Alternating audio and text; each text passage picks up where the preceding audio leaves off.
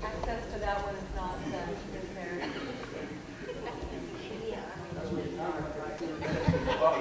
A voice of experience. I'll say it.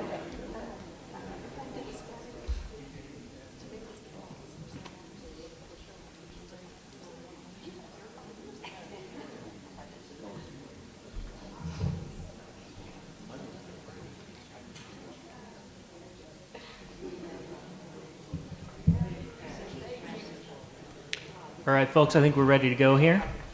Good evening and welcome to the Johnson City Press's Candidates Forum. I'm Nathan Baker. I'm the Press's news editor, and I'm going to be moderating tonight. We're going to hear from candidates for the Republican nomination in May for 3 offices here in Washington County. We're going to start with the county clerk's office. Then we're going to move on to the mayor's race, and we're going to finish off with the sheriff's office. First, I'd like to thank the Jonesboro Visitor Center here for hosting us. Before I get started, I'd like to go over just the format of how we're going to operate here. We're going to start with 3 minutes for each candidate to give an opening statement. Then we're going to move on to the questions. Editors at the Press have selected those questions. Some were suggested by readers, and some were suggested here tonight by the audience. You'll have 3 minutes to answer each question, and we're going to alternate who answers. When we finish the questions, you'll have 5 minutes to make closing statements. Please address me and not your fellow candidate. We have a timekeeper here tonight, one of those ladies right there. When they hold up the yellow sign, it means you have 30 seconds left, just like that. When they flip it over to red, it means your time's up, and if you would please conclude your remarks then. If you've joined us here in the audience tonight, please remember to silence your cell phones and devices. We've got a tight schedule tonight, so if you'll hold your applause until after we finish closing statements, we'll have time for that. And if we'd like to ask you that you not make any remarks or applause while candidates are speaking. We've got to give everybody their time. If we're ready, we'll go to the county clerk's race. Our candidates for that are Danny Edens and Cheryl Storey. Thank you both for being here tonight. And we'll just go ahead and get started with opening statements. Danny, we'll start with you. You've got 3 minutes. Thank you. My name is Danny Edens. I'm a candidate for Washington County Clerk in the May 3rd primary. Pull it a little closer to you, Danny. About now. My name is Danny Edens. I'm a candidate for county clerk. I'm currently serving on the Washington County Commission, my 4th term for District 4. I'm employed for the last 25 years for the town of Jonesboro as a supervisor. I'm also a United States Air Force veteran. I've been married to my wife Kelly for the past 38 years. We have 2 grown children, Josh and Sarah, and we have 5 grandchildren. Thank you, Danny. Ms. Storey, you got 3 minutes too. Good evening. I want to start by thanking the Johnson City Press for putting this forum together. It is a pleasure and an honor to speak with you this evening. Before I begin telling you about myself, my family, and my experience, I would like to first clear up one question that might be on a lot of minds here tonight or watching online. I am not related to Kathy Storey. We do have the same last name spelling, but we are not related. I am my own person. If Kathy were here tonight, she would tell you that when I began working at the county clerk's office, she had never heard of me, nor I her. I am Cheryl Storey, a candidate for the office of county clerk of Washington County. I have the dedication, experience, and complete understanding of this office to go to work for you on day one, and I am humbly asking for your vote and your support. I am a lifelong citizen of Washington County, born in Johnson City, and raised in Sulphur Springs. I now live in Jonesboro with my husband, Wes, of 24 years. We have a daughter, Allie. She is a senior at Daniel Boone and is also dual enrolled at ETSU. Both are in attendance here tonight, and we take great pride in our county and our future leaders. Thank you. Thank you, Ms. Storey. All right, we'll get into the questions. We're starting with you, Ms. Storey. You've got 3 minutes. The question is, what, in your view, are the duties and responsibilities of the clerk's office? The duties and the responsibilities of the county clerk's office range from collecting sales tax on registered vehicles to issuing motor vehicle titles and registrations, issuing marriage license, issuing business license, manufactured mobile home decals, processing applications for beer permits as well as renewing, processing applications for notaries. We issue pawnbroker's license, ambulance permits, fireworks permits. The list could go on and on, but that's the primary duties of the county clerk's office. Thank you. Mr. Eden, same question. I don't think I have anything to add, except I think she might have looked at the commission minutes, the agendas, maintaining those, and the county clerk's office. I think that's probably one of the most important things. County clerk. Can you hear me now? How about now? Better? Okay. I said, I don't think I have much to add. I think she covered it all, except maybe taking care of the minutes and the agendas of the Washington County Commission meetings. I feel like that's one of the most important things or important jobs a county clerk has. That's the only one I noticed that she left out. Thank you, Mr. Edens. And you're going to start the next question. Why do you want to be the county clerk? I'm running for county clerk because it's the next thing in my life experience. Everything to me is an experience. I got the county commission seat when my father passed away on an interim basis. I've been serving for 16 years in 2 separate districts. After that, I decided it was time for me to seek an office holder's job. It was something that I'd always considered. Yeah, sorry about that. Would you share? Well, we need it for the feed. See if you could just switch that out. Okay. I've always had a heart's desire to run for an office holder's job. I've been in politics since 2005. The job came open when Kathy Storey announced her retirement, so I decided to run. I made Ms. Storey aware of it, and I think we're both having a time running for this office. I think either one of us could do a good job, but I think I'm the best for the job. The reason I think I'm the best for the job is life experiences. When I first started life, an 18-year-old boy, I joined the United States Air Force. When I left the United States Air Force, that man had taken an 18-year-old kid and made him the leader, a person that could lead both men and women. I moved on, came home. I've been working for the town of Jonesboro for the last 25 years. I'm now a supervisor for the town of Jonesboro.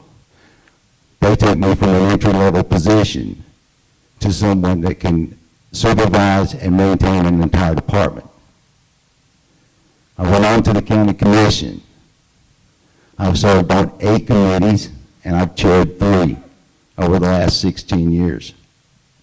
So that experience, the leadership experience I got from my 3 jobs from the age of 18 to present day, is what's led me to believe that I can be the county clerk. I know I can do the job, and that's my next dream. So I'm seeking that election. Thank you. Ms. Storey, same question, and again, it was, why do you want to be county clerk?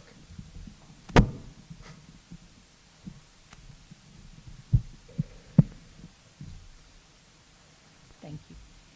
Anyone that knows me knows that I take my job serious.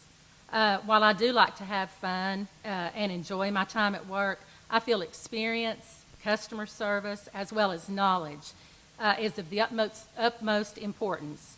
During my time at the county clerk's office, there have been 2 ladies that I have looked up to for advice as well as knowledge of the job, and that is Kathy Storey, our current county clerk, as well as Sandra James, my treasurer.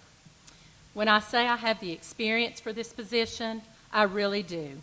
In 2001, I began working part-time under former county clerk Doyle Cloyd.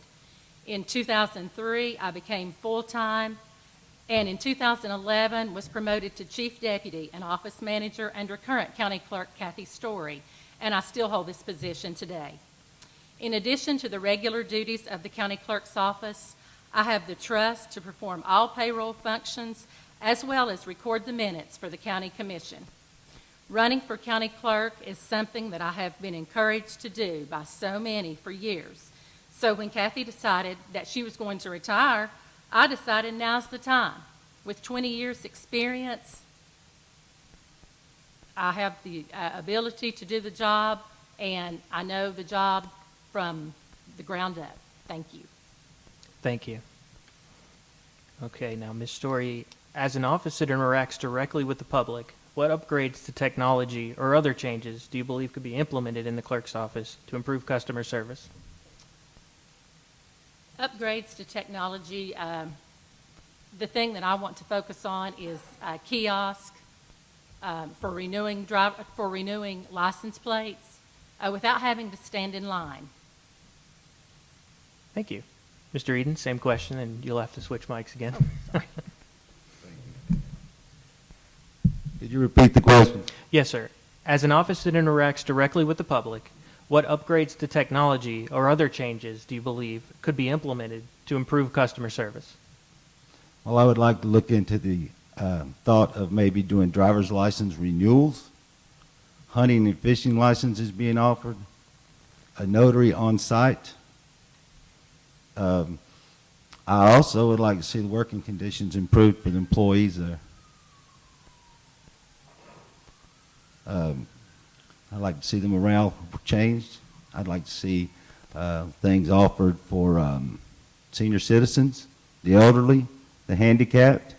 Not necessarily a kiosk, but I think there's other ways we can reach out with a personal touch to meet those needs.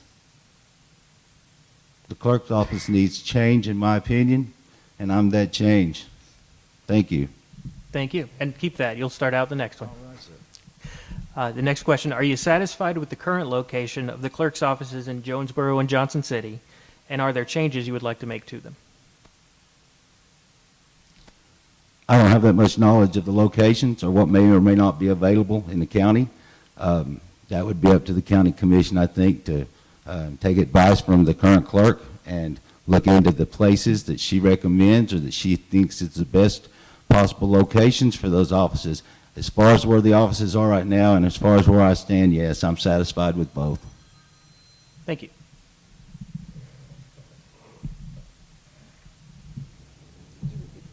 Yes. Are you satisfied with the current locations of the clerk's offices in Jonesboro and Johnson City, and are there changes you would like to make to them?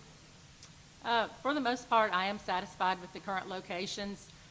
With our Johnson City office, it's probably not the ideal place as far as space, considering we do share an office with the trustee, but yes. Thank you. And how would you structure payroll and employment opportunities to compete with the private sector and keep and attract employees? Yes, starting with you. Repeat the question, I'm sorry. Yeah, sorry. How would you structure payroll and employment opportunities to compete with jobs in the private sector and to keep and attract employees? Well, I think that, I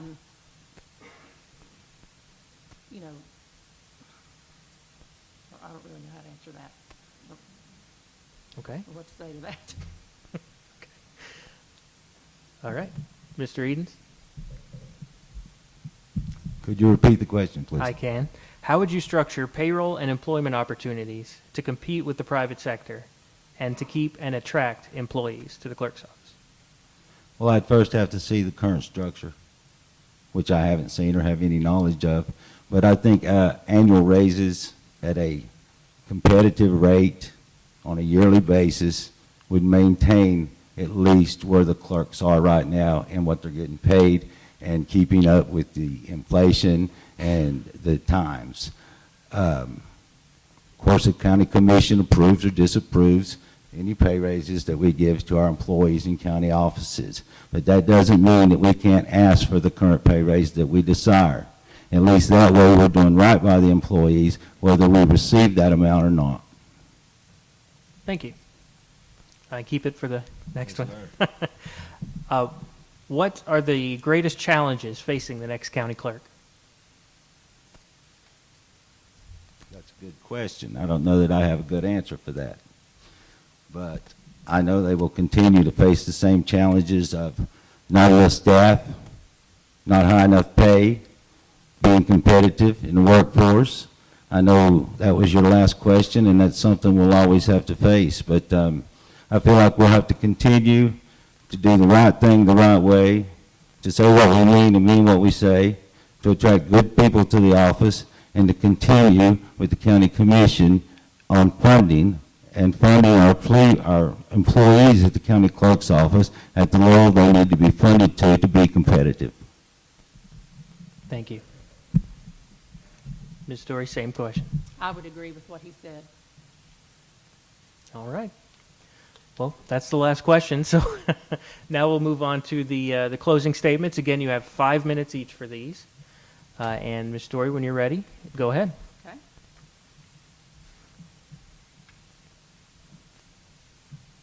With my experience, I know what works well and the areas that I will improve with today's technology and resources. My goal is simple: to provide superior customer service, innovation, and efficiency in operations for all citizens of Washington County. And as I said earlier, one plan will be to install kiosks for renewing license plates for fast, convenient service without standing in line. But I will not stop here. I will continue to listen to your needs and thoughts and will strive to make innovation that will meet and exceed expectations. Bottom line, I will do all I can to save you as taxpayers time for your transactions as well as money. I am truly blessed to have served for 20 years, and I know that no one is better qualified for this position than myself. And I hope you think so as well, and that you will give me your trust and your vote, and I promise I will not let you down. I would like to thank everyone involved in the forum this evening. Please check out my Cheryl Storey for County Clerk Facebook. And if anyone would like to volunteer to work for me during early voting, which begins April 13th through the 28th, or Election Day, May 3rd, please reach out to me and let me know. Let's keep trusted experience working for you. Thank you, and God bless you all. Thank you.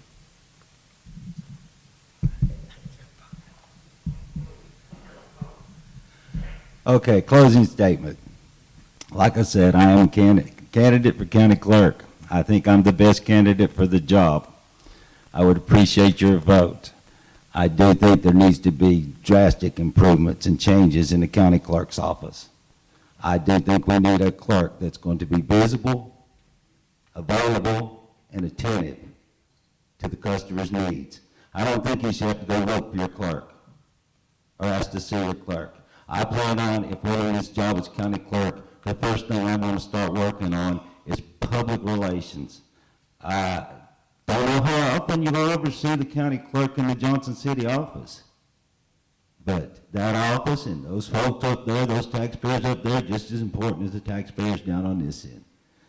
If elected, I plan on splitting time between the Johnson City office and the Jonesboro office. I plan on everybody in this county seeing and feeling the presence of their county clerk. I plan on being outside when that line gets longer than 10 or 15 people. I plan on going down that hallway and talking to folks, shaking hands, explaining why the wait time's what it is, and easing that burden on them until we can get some other options, such as the ones I mentioned earlier about hunting license, fishing license, renewal license, offering more services. Until we can do that, I plan on being that bridge between the delay and the customer that's out there having to wait. We serve the taxpayer. So anything an office holder is a servant. And if we look at ourselves as anything more than a servant, we're looking wrong. We're looking wrong. We should do everything in our power to serve the taxpayer above and beyond. whatever that takes, and that starts with the office holder. It doesn't start with the employee. It starts with the office holder. Okay, you practice what you preach, and people follow what you lead. And our clerk's office needs a lot of help, a lot of improvement, and I think I'm the one that can bring it. So thank you. Thank you, Mr. Edens. Thank you both for being here. Let's give a round of applause, please.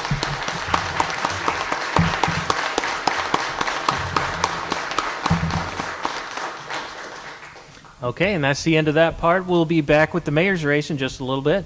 Thank you.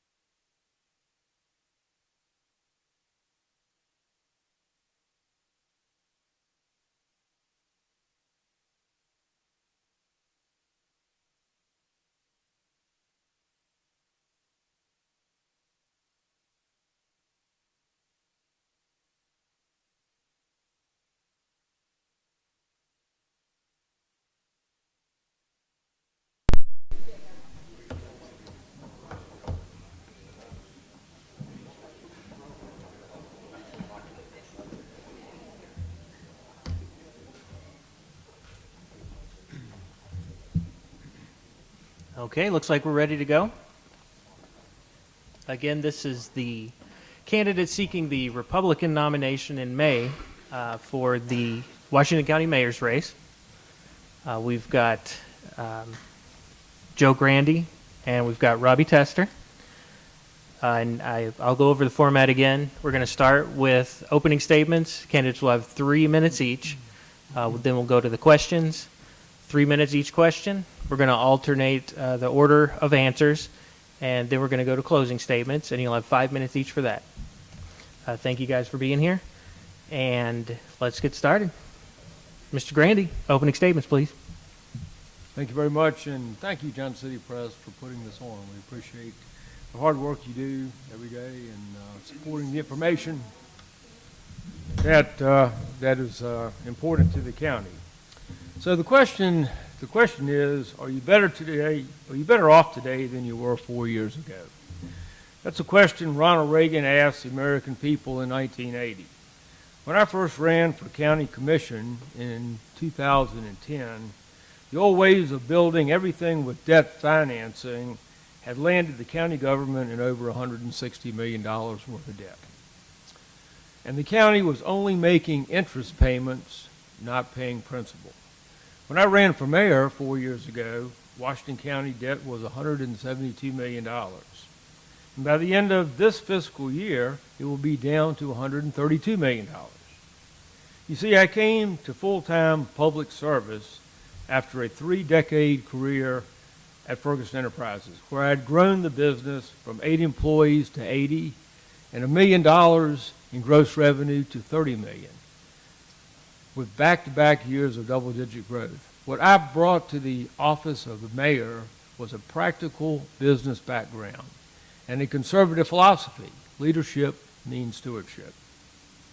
And that's why we have a long-term plan to pay down the county's debt and prepare for future capital needs and projects. We've already saved taxpayers millions of dollars in interest payments, and this conservative approach will help keep taxes low in the future. It's what Tennessee does at the state level, and those same principles of fiscal responsibility are serving us well here in Washington County. Some people promise things just to get elected, but once they're in office, they do something else, or even the opposite of what they said they would do. I have done what I said I would do, plain and simple. We paid down the debt and kept spending steady with one of the lowest tax burdens in the region. Actions speak louder than words. Again, I've done what I said I would do, plain and simple. We paid down the debt and kept spending steady with no tax increase. That's still my approach, and that's why I'm seeking a second term as mayor. Thank you. Thank you, Mr. Grandy. We'll share that microphone with Mr. Tester.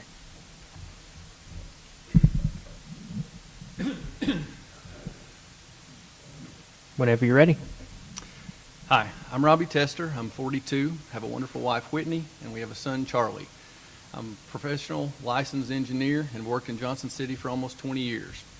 I graduated from UT in civil engineering with minors in environmental engineering and business administration, summa cum laude.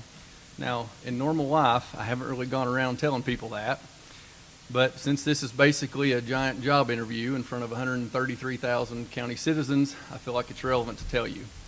I love Washington County. It's home. I was born here, lived here vast majority of my life. Both sides of my family are here, our church is here, and it's one that my great-grandfather and grandparents helped start over 70 years ago. Let me ask you, have you ever felt discouraged or like you can't make a difference in your government? Well, I want to encourage you that you can. Let me tell you a little about how I got involved in county government. I'm a concerned citizen who cares. I believe in small, limited government. I believe freedom works, and I'm passionate about good government and the principles that made our country great. One day about 8 years ago, one of my 2 county commissioners said to me, "Robbie, both of us aren't running again. You should run."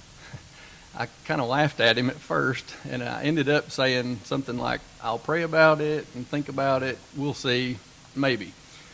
Well, I decided to get the signatures to get on the ballot, and after knocking on doors, literally until my knuckle was sore, I think it was actually bruised, I found myself at commission meetings voting. I voted no a lot, and by myself many times. It didn't take them long to nickname me Commissioner No. I think David Tomita gets credit for that one. But also, in my first 6 months, I proposed that we add a public comment time to our meetings so citizens would have an opportunity to speak, and we added it. This past year, as chairman of our Rules Committee, I helped lead changes to our annual budget process to improve transparency and timeliness. Hopefully, it'll help encourage more involvement. Believe me, you can make a difference. I've been honored to serve on our county commission. I've tried to serve diligently, treating others with respect, even when we've disagreed, and I think my consistent conservative voting record speaks for itself. In this race, our records have some big differences. Running for mayor this year is not really something we had planned, but after much prayerful consideration from around November or so, Whitney and I decided to get a petition and make myself available to serve if county citizens want me in the position. We wanted to try to make a positive difference. I talked a lot about good government, principles and process, engagement of citizens, protecting our God-given rights, providing efficient services, fiscal conservatism, communication, and respect. If elected, we've promised to donate back a portion of the salary. Also, we had some issues with communication this term, and I've promised to reach out to each commissioner at least once per month, regardless of personalities, parties, votes, anything. Thank you for being here tonight, and I appreciate this opportunity to talk with you. Thank you. We'll move on to the questions now. We're going to start with you, Mr. Tester. What do you believe are the primary duties of the county mayor? I've got some notes about that. The role of the mayor, I feel like, is one of vision, of leadership, setting a tone of what government should do. That's something that I'm passionate about, is what is the proper role of government. I believe in small, limited government. I feel like the smaller government is, the more freedom and opportunity that gives us as individual citizens. The role of the mayor is kind of an interesting one. The mayor gets a choice on whether to chair the commission or not. If they don't chair the commission, then they get veto power. The veto power is kind of ceremonial or administrative because all it takes to override it is a simple majority vote. So you're making them vote again. I've seen that used once in my 7 to 8 years being around. The mayor, I think, plays an important role in, as I said a minute ago, communication, coordination between departments and officials, department heads. Working with the county commission is very important, I think, for the mayor. A very important role for the mayor is the budget, being the chief financial officer. The mayor doesn't have a vote on the commission. The commission makes most of the decisions. The mayor's role is in the executive branch. So I see the role of the mayor as being to help provide the information that the commissioners need to make good, thoughtful decisions. And then on the back end, implementing them. That's what the executive branch does. The mayor's not all the executive branch, though. You've got county clerk and assessor and register of deeds and sheriff and all kinds of folks that are part of the executive branch. The mayor also has a pulpit, I feel like, to communicate with the public, to, as I said a minute ago, encourage citizen involvement, which I think is very important to our government serving the people like it's intended to. The mayor's office also is responsible, and this may get into the nuts and bolts a little bit here, but the mayor's office is responsible for putting stuff on our county website. I'll give you a quick little story. A couple months ago for our county commission meeting, the packet for our county commission meeting is supposed to be, well, the rules of our county commission say that our agenda is supposed to be out 5 days at least before the meeting. Well, the packet that goes with that didn't get put on the website until 2 days before the meeting, and it was 250 pages. So how are commissioners, citizens supposed to stay involved and active when those kind of things happen? To me, simple little things like that on the administrative side would be very easy to implement and do pretty quickly to encourage citizen involvement. Thank you. Mr. Grandy, same question.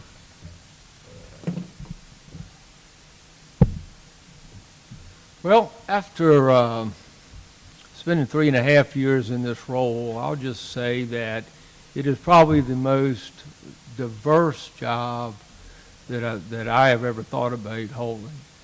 The first, the mayor is the face of the community. So when new folks come to the community, a lot of times, they look to see what the mayor represents, what his experience is, and what his values are. Certainly, a coordination of effort with our local economic development partners to bring new business to the county. It's important that the county is constantly recruiting, but the biggest opportunity for job growth is with existing business. So, certainly looking over the overall economic condition of the county, one of the great things about Washington County is that we're first in a lot of things, and it's really important. So the mayor needs to be a leader. County government is a strange animal. A lot of the work that goes on in county government is done by elected officials and office holders. There's 7 of them. The mayor is just one.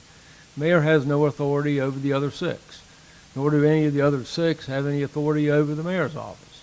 But in order for the county to function and work as a collective unit, the mayor has really a duty to pull these offices together, and which we do. And so we have regular meetings, and it's a great team. So experience in leadership, experience in management, and team building is something that was certainly a desirable quality in a mayor.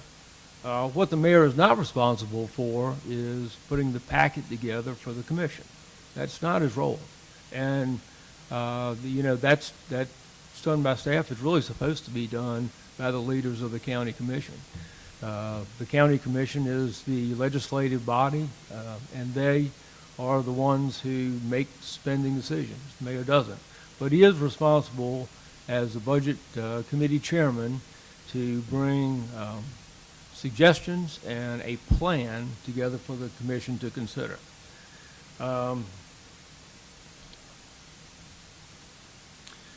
Economic development is a key role for the mayor.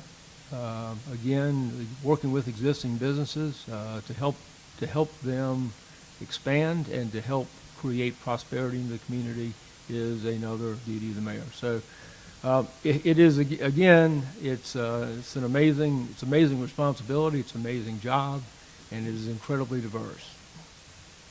Thank you.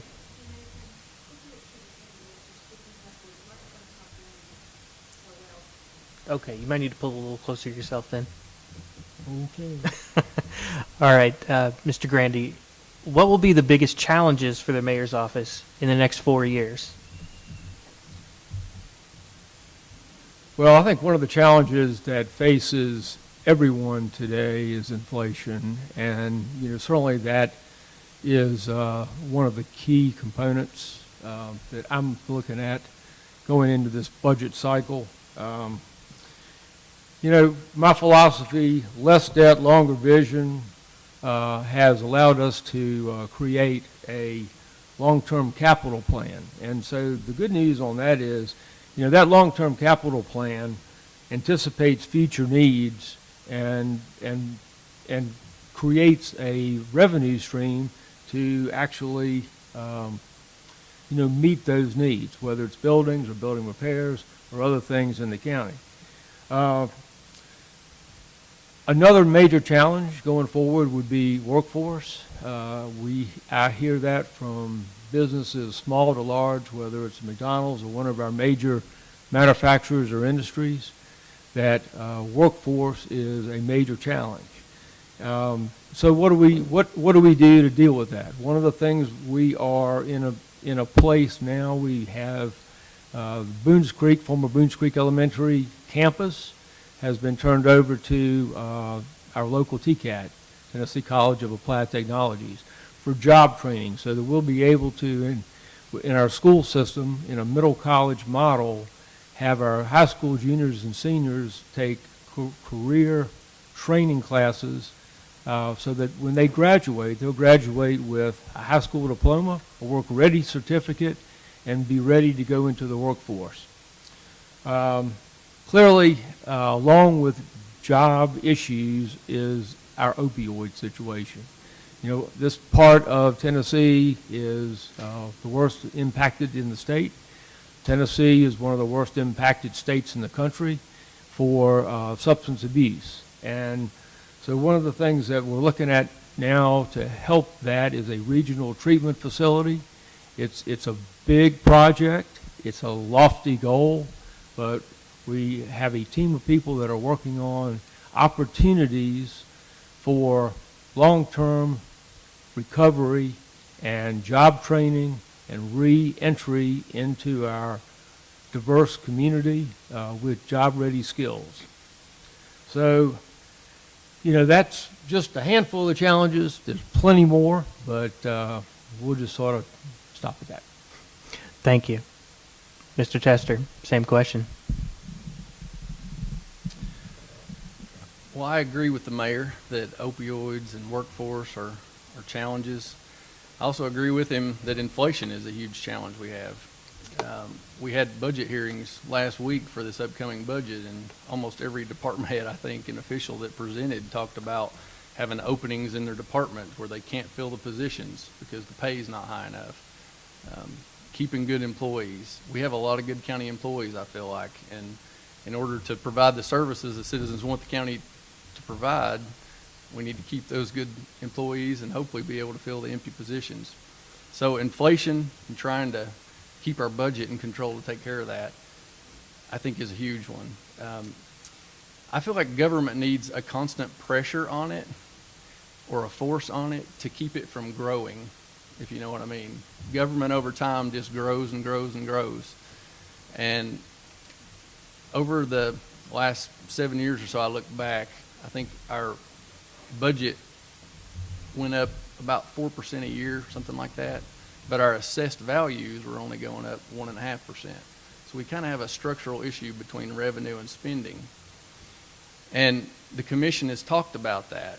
Let me tell you a quick little story. Last year at budget time, there were commissioners saying, we got a structural problem, we need to fix it, between revenue and expenses. In the budget last year, we were adding, I think it was 8 new positions. And for instance, we were adding $30,000 for a new lobbyist position, for money to go towards the lobbyist. Those were some things that were new in the budget. People were saying, if we don't do something about this, we may have to have a tax increase. Well, I said, let's do something about it. Let's work on it. Well, 8 of the commissioners voted anyway to go ahead with the budget without touching a dime of spending. And what happened, there was a proposal for taking sales tax money and moving it from the schools to the county government, to that side. And the commission unanimously voted that down.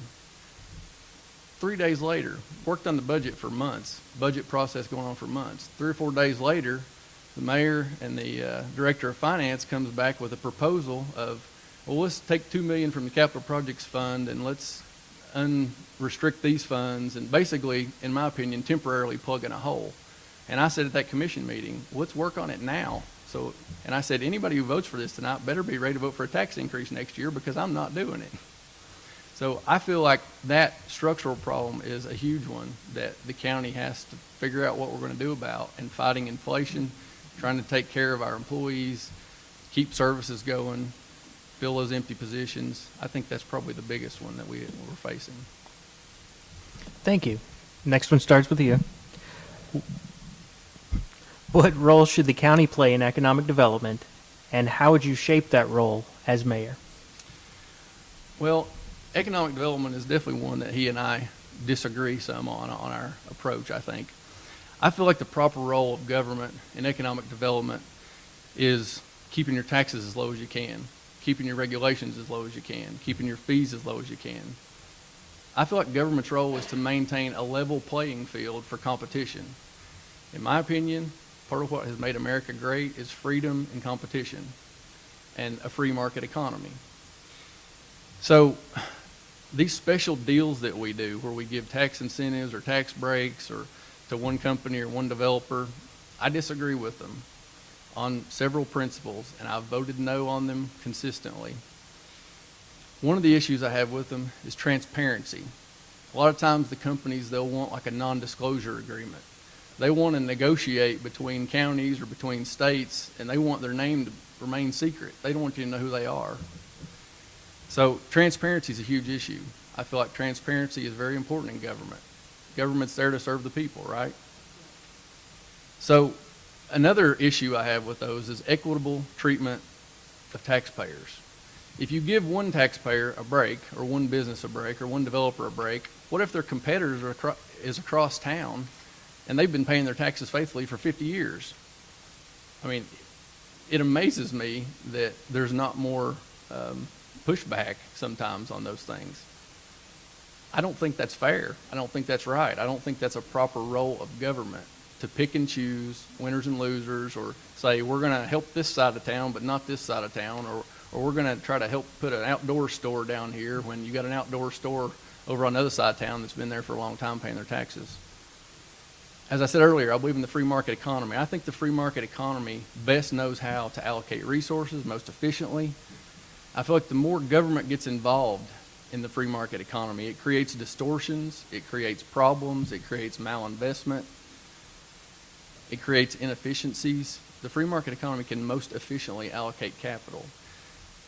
Also, when we get involved and do these things with government, it detaches the risk and reward from one another. When an entrepreneur or an investor wants to start a business or expand their business, they're risking their own money. They're not risking other people's money. I've heard people say, I've had a good friend that used to say OPM, other people's money. It's real easy for the government to spend other people's money and then say, look what we did for you. I believe in freedom and competition, and I think that the government should be small and limited and stay out of the way and let people compete. If we're going to do those things, though, real quickly, I will say that we could add some more stipulations to them. For instance, that they need to hire Washington County citizens as their employees, or that they need to buy local. We could add those in there if we're going to do them. Thank you. Mr. Grandy. And the question again? The question is, what role should the county play in economic development, and how would you shape that role as mayor? Well, the good news on that is I certainly have a track record. I've been involved in economic development as a private citizen in business, supported our local economic development entities in the company that I built across this community really for decades. So it's very important. So why is economic development important? What is it as far as that goes? Essentially, it's job creation. Job creation is one of the most important things that we can do to support our local economy and our local government, our local businesses. The majority of jobs, new jobs that are created by existing businesses. And sometimes it takes help for these businesses to grow. Targeted tax cuts for business growth is an integral part of the economic development operation. When we are recruiting businesses to come into the community, it's a competitive environment. It's a highly competitive environment. We're competing against Middle Tennessee, we're competing against Chattanooga, we're competing against Memphis, Charlotte, Richmond, you name it, all these other markets. And in order to be competitive with these other markets, these targeted tax cuts are exactly the stimulus that these businesses are looking for. And it's not always the same. In working with and negotiating with businesses that want to move to the area, their needs are very different. Sometimes they just need a building. Sometimes they need a lease. Sometimes they need other things. Sometimes they need just a little financial incentive to make us competitive with other markets. Businesses and entrepreneurs know how to create wealth and grow jobs. And so to put tax cuts in their hands is the best opportunity we have to grow our community. It's not what government does. It's what these individuals do with the money that we allow them to keep in their businesses. Tax cuts leave more money in the community, in hands of family and business owners, instead of government, taking money away from them. Government doesn't know best. Government doesn't create jobs. People and businesses do. And that's why we need to continue to recruit businesses and help local businesses expand. Thank you. Next question, how should the county address debt, both in terms of lowering existing debt and taking on new debt? And Mr. Grandy, we'll start with you. Okay. So, my slogan, leadership means stewardship, certainly applies to this. Less debt, longer vision. 4 years ago, when I ran to reduce our county debt. In those 4 years, we reduced it by over $30 million. We need to continue to pay down the existing debt that we have. But all debt isn't bad, but it's always more expensive. So one of the things that we've done in our county government operation is create these long-term capital plans where we're dedicating a certain amount of money to capital needs in the county. We all know that buildings are going to need repair, they're going to need roofs, they're going to need maintenance, they're going to need other things. And in the past, government, when a need like that arose, they just went out and borrowed money. And today, we're setting aside money for planned future needs. I'm drawing on 3 decades of business experience in successful operations with a lot of sales growth, to understand how this works and how these needs are. Planning for future needs is absolutely critical. One of the things we've done recently is to negotiate with the town of Jonesboro to create a unique financial opportunity for a new school. Desperately needed. It's a great project. It's great for the kids. Jonesboro kids deserved a better learning environment than what they had. Working with the town of Jonesboro, they are going to take on the bonds for that school with special USDA rates. The county is going to lease that facility for up to 28 years, and after the end of the lease, the county will own the building and turn it over to the school system. It's a phenomenal opportunity, and those sort of unique, creative financial arrangements are what will keep long-term debt low in Washington County. So, thank you. Thank you. Mr. Tester. I think the answer to that's really simple. Don't borrow anymore. In my time on county commission, I have never voted for any more long-term debt, ever. The capital plan that we put in 2016, I told the mayor at the time, which was not my counterpart here, it was the previous mayor, I didn't vote for that big tax increase that funded it. But I did tell him at the time, I said, this could be a good thing if it's managed conservatively over a long period of time. But that's hard to get government to do. When government has a big pot of money, what's it do with it? It finds something to spend it on. It's very easy to spend it if it's there. It's even easier to spend it when you can borrow as much as you want to. When you can borrow money and spend it and commit future generations or whoever to pay that. It's so easy. That's why I am very anti-government debt, period. I think you should plan ahead. I think you should plan for expenses. I think you should maintain your buildings. I think you should take care of things. But I don't think government should borrow to do it. I'm an engineer. That's what I do for a living. We tackle complex problems. We analyze problems. We get the information. We work with others to try to find solutions to those. He mentioned Jonesboro as, a solution to a unique solution to a problem. It was unique and creative, all right. I would say it was a creative way to borrow more money without saying you're borrowing money. The town's borrowing it, but the county's committed to paying every single dime of interest and everything. So did the county officially borrow money? No, but it's paying lease payments for a long time to pay for it. When we were voting on that, in the documents, we didn't end up, or the town's not ending up borrowing it for that as long as what was in the documents. But when we were voting on it, it said that the term would be up to 38 years.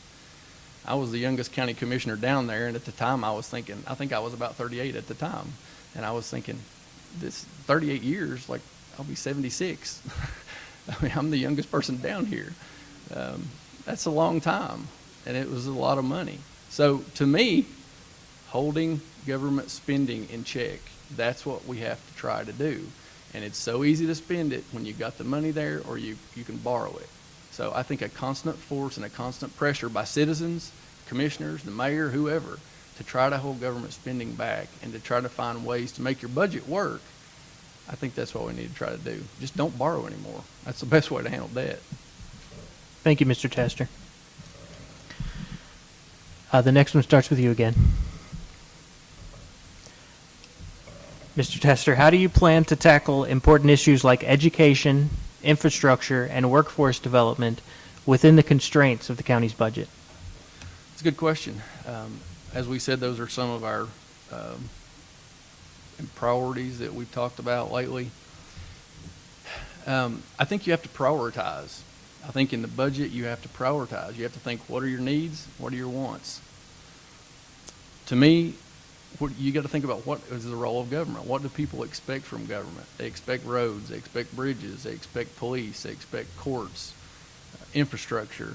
You know, those are the services they expect. They expect schools.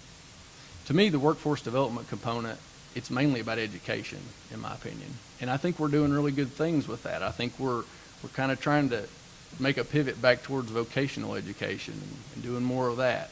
For a long time, we've encouraged everybody to go to a four-year college, and we were talking about debt a minute ago. A lot of times they come out with a lot of debt and a degree that they may or may not be able to get a job with. So I think we gotta focus on education in our schools, and that to me is the workforce development part of that. The economic development part he was talking about, infrastructure, I think is a big thing. As an engineer, well, one of the main roles that I didn't mention earlier that the mayor has is overseeing county property and buildings. Well, as a civil and structural engineer, who better to oversee county property and buildings than an engineer? On infrastructure projects, we've been doing a lot of water projects lately. That's something that we've started and I think is greatly needed, and it's a good thing. The problem is there's so many miles of road in our county without water lines. It's such a huge issue that it's never been tackled before, I guess, or at least in tiny little pieces. And this commission, and the last two commissions since I've been around, has made great strides towards that. But we need to try to figure out a way to get some funding to continue that. And the stimulus money we've had lately has been a great help with that. And there's a lot of ideas. Again, when you got a pot of money, everybody's wanting it. And with this stimulus money, it's kind of like that. The federal government's given us much stimulus money for COVID. And waterline projects is something that we've talked about doing a lot with that stimulus money. And everything else that gets proposed with it competes against that. That's something I've been trying to think about in terms of prioritizing with our budget and what do you do with the stimulus money. For instance, the meat processing plant the other day. And again, that one gets into role of government and is that something government should be involved in. And the way that was structured, they had in there the county was going to give $2 million, but then they were going to borrow like $5 or $6 million, and we had it in the resolution that the county could take that over if they default on their debt.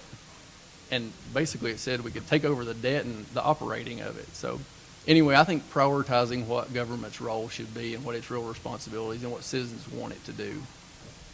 Thank you, Mr. Grandy. Same question. Nathan, sorry, would you repeat it again? I sure will. How do you plan to tackle important issues like education, infrastructure, and workforce development within the constraints of the county's budget? I think we sort of touched on workforce development in the past a little bit, and I believe everybody sort of knows where my beliefs are on that.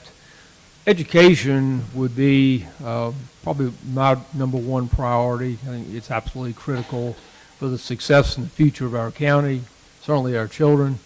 And one of the really good things is about education is Washington County has one of the best education systems in the entire state.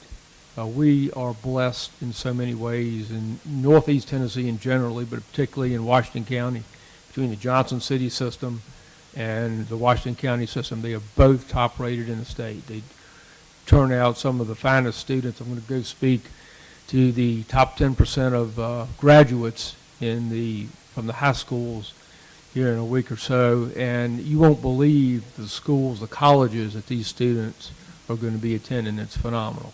So doing what we can for education, of course the state legislature is considering new funding for that. It'd be very interesting to see how that works out. But, it's certainly a high priority. Opportunities like the Jonesboro School to give our Jonesboro kids, a great working environment in the classroom, highly critical, highly important, very important.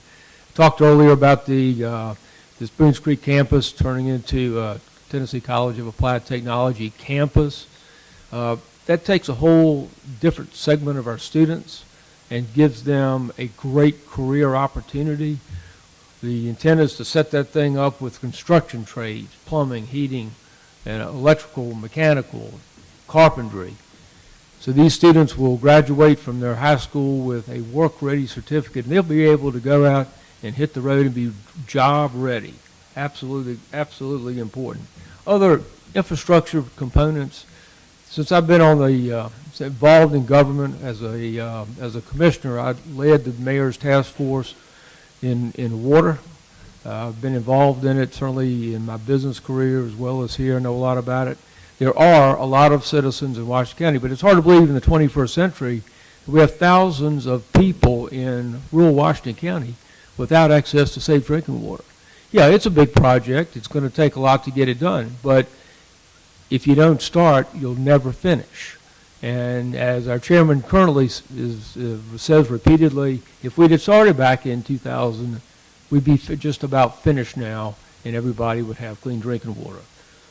Roads, we have the best roads in the state. We have a great road superintendent and a good plan. Broadband, absolutely critical, another component of infrastructure. We're on our way to giving rural areas that have no service and no access to broadband, high quality broadband service. Thank you. Mr. Grandy, what responsibilities do county governments have to protect and improve public health, and what do you believe is the biggest health-related issues facing Washington County residents? Are you kidding? We've just spent 2 years in COVID. We have, and a lot of people don't realize this because you have your own doctors and you don't necessarily rely on the health department. Washington County has an outstanding health department. It's a huge facility, do all sorts of health components, including dental in that facility. And we also have a great director. Our health department is part of a regional health department system. All 7 counties of the 8 in our First Tennessee Development District participate in the regional system that's governed by the state. Sullivan County is different. They have a unique health system, and we don't need to talk about that. But in Washington County, this health department sees thousands and thousands of people. The county, the state supplies funding for it. Our local county supplies funding for it. What's the greatest health concern? We have, again, come through this COVID, and I think that, just trying to deal with what's right there in front of us. During COVID, the health department was instrumental in vaccinating our citizens. Washington County was always top in the state in the percentage of our citizens that were vaccinated from the beginning to the end. Coordinated effort through our emergency management department with regional health, local health, police department, sheriff's department, and getting these vaccines out to people who wanted them.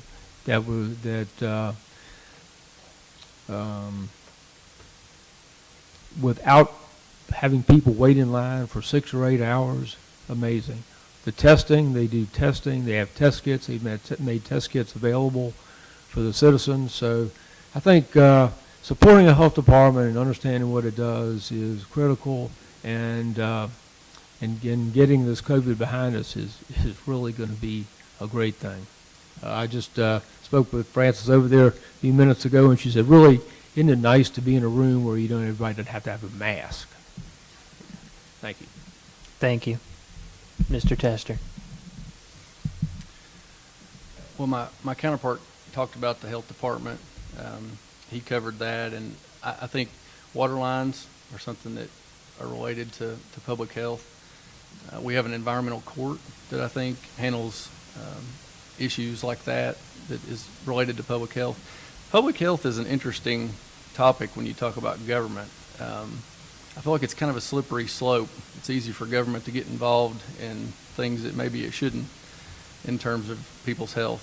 I feel like your health is your business, and your health decisions are yours between you and your doctor. And he talked about COVID, and I'll say that I really was upset during COVID a lot of times. COVID has been a very tragic thing. It's been very sad. I think at this point we've all known somebody that's probably passed away with it, been sick with it. Most of us in the room probably have had it. But government's response to COVID, I feel like we saw a lot of government overreach. I really do, especially from executive branches. I don't feel like it's the role of the executive branch of government to make laws or to tell everybody what to do. We don't have kings in America. The presidents, the mayors, the governors, these executive orders that they issued. My counterpart issued a stay-at-home order, executive order, which I don't agree with. I don't feel like that's the proper role. I feel like the executive orders are meant for executive branch employees. That's who they should be for. So if I was elected mayor, I would not be issuing any executive orders that tell you to stay at home or that differentiate between essential or not essential and all that kind of stuff. As I said, public health is a slippery slope, I feel like, sometimes, and we have to be really careful about government's role in it. Thank you. Next question's to you. How can the county attract new residents, and how could it improve the quality of life for the people already living here? Well, we have a lot of people moving here right now. And I think a lot of the reason they're moving here is because we have great amenities here. We've got outdoor resources. We've got great culture and great people. We have low taxes. We have low cost of living. There's a lot that has to do with our government, I think, that plays into people moving here. There are tons of people, as I've been campaigning and talking to people and knocking on doors and things, and I've heard from other people too. There are so many people moving here. I'm calling them political refugees. They're moving here from California, from New Jersey, from New York, from Illinois. They're moving here because of our government system, because, Tennessee has a very conservative government system. We have no income tax. We're one of the most fiscally conservative and in good shape financially states. This area, we have a lot going for us, as I said. I think we can continue to do what we're doing and try to improve on it. We can try to keep our taxes low. We can try to do what we can in terms of our budget, like we were talking about earlier. We have a lot of constraints on our finances right now with our income and our revenue, but we can see what we can do, and we can do our best to don't borrow money. We're paying $13 million a year, I think, right now in debt service. What could $13 million a year do to help provide amenities that would make it a nicer place to live, or lower the tax rate? $13 million is a lot of money every year that's going towards paying our debt. So I think we need to keep in mind that people are moving here because it's conservative. They're trying to get away from a lot of the craziness that's going on in other parts of the country. And I think we need to keep that in mind, and that we don't move down a slippery slope towards the things that they're moving away from in those areas. Thank you. Mr. Grandy, same question.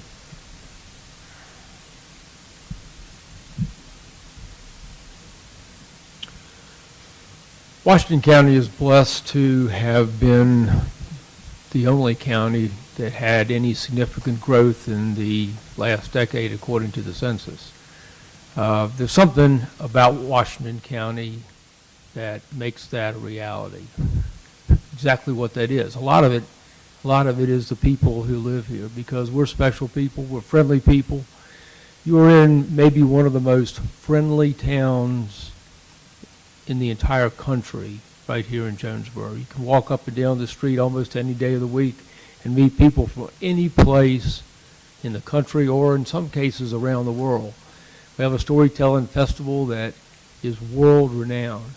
The governor came and launched the 225th year celebration right here in Jonesboro. And he did that for a reason, because Jonesboro is a special town. It's the oldest city in the state. Washington County is the oldest county in the state. We have a great history here, and we have a great story to tell. You know, it's not hard to attract people to this community. We have beautiful scenery, we have great water, we have a lot of really positive things.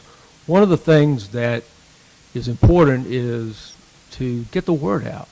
And we, as a region, need to come together and market all of the assets in the region, because we have, when you collectively put it together, we have great history, from Davy Crockett's birthplace to the oldest city in the state. We have great culture with the music, the country music Hall of Fame in Bristol, to the bluegrass of East Tennessee State University. And we have outdoor recreations that are amazing, that we don't even really have to put much investment in. We just have to make them available for people to use. Rafting, fishing. We have some of the finest trout streams in the entire country, right here in East Tennessee. It's amazing. The quality of life is phenomenal, and we really just need to tell our story a little more to the rest of the world. We've had good growth. Washington County is the leader in so many things. We're the leader in growth. We're the leader in building permits. We have a lot of people moving here. We don't really need to do anything to get people to move here except tell our story. Thanks. Thank you. The county commission has recently been talking about late fees that the county's been charged. What's the best way to avoid those late fees? So, one of the things about county government, it's amazingly diverse. In our government in Washington County, we'll process 12,000 individual invoices in a calendar year, $72 million worth of payables. We have a really good system right now, and I just got this today, and it may be of interest to you. I'm just going to read something real quick to you. One of the things that, when there was some discussion made about late fees and payables and so forth, you know, we have been tracking this. We have a system in place that deals with it, but we brought in outside experts. And so this came in just today from the County Technical Assistance Services Group.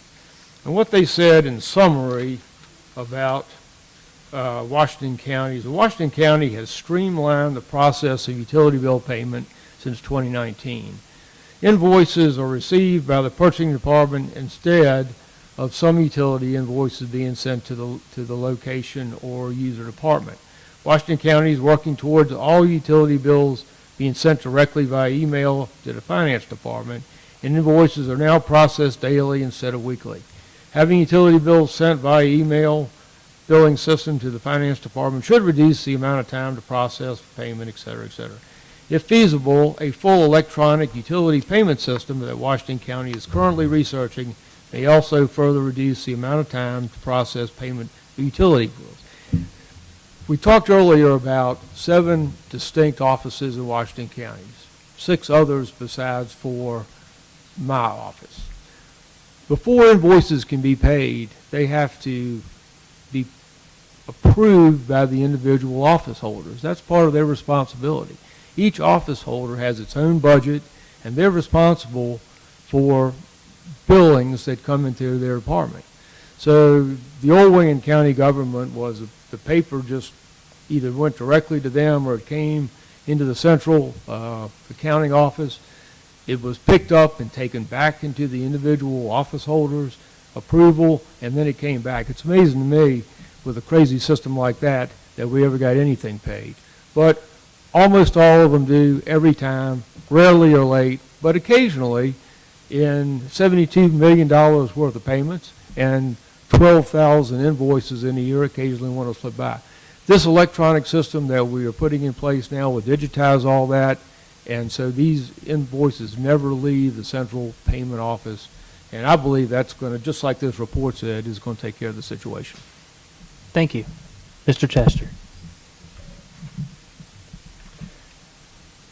Well, everything he said sounds great, and I hope they get it fixed. Why we can't pay our bills on time, I mean, yeah, it's a complicated system, but from what I understand, it didn't happen this much before. So I'm not quite sure why it's been such a big issue lately.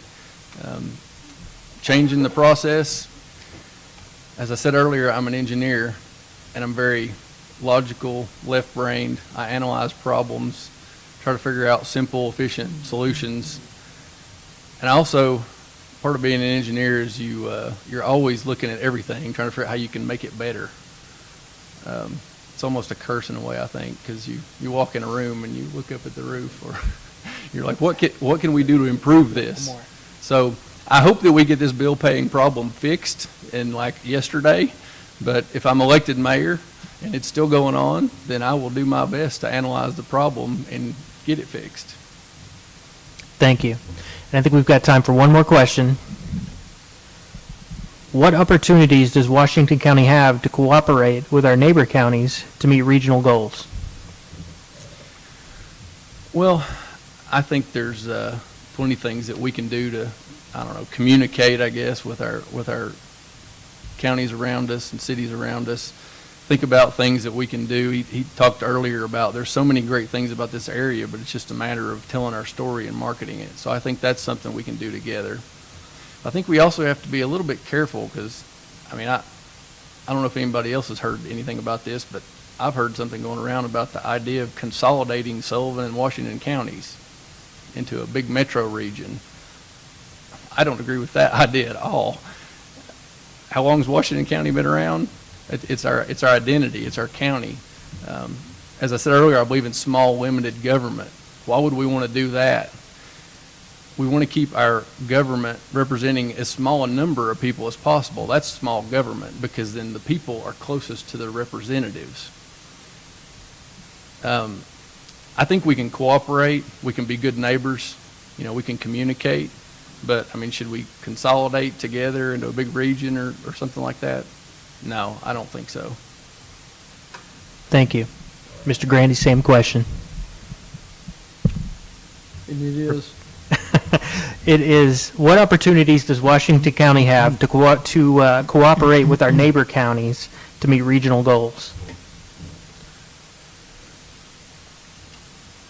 Well, I tell you, that's certainly one thing that I've spent a lot of time working on over more than just a decade or two, but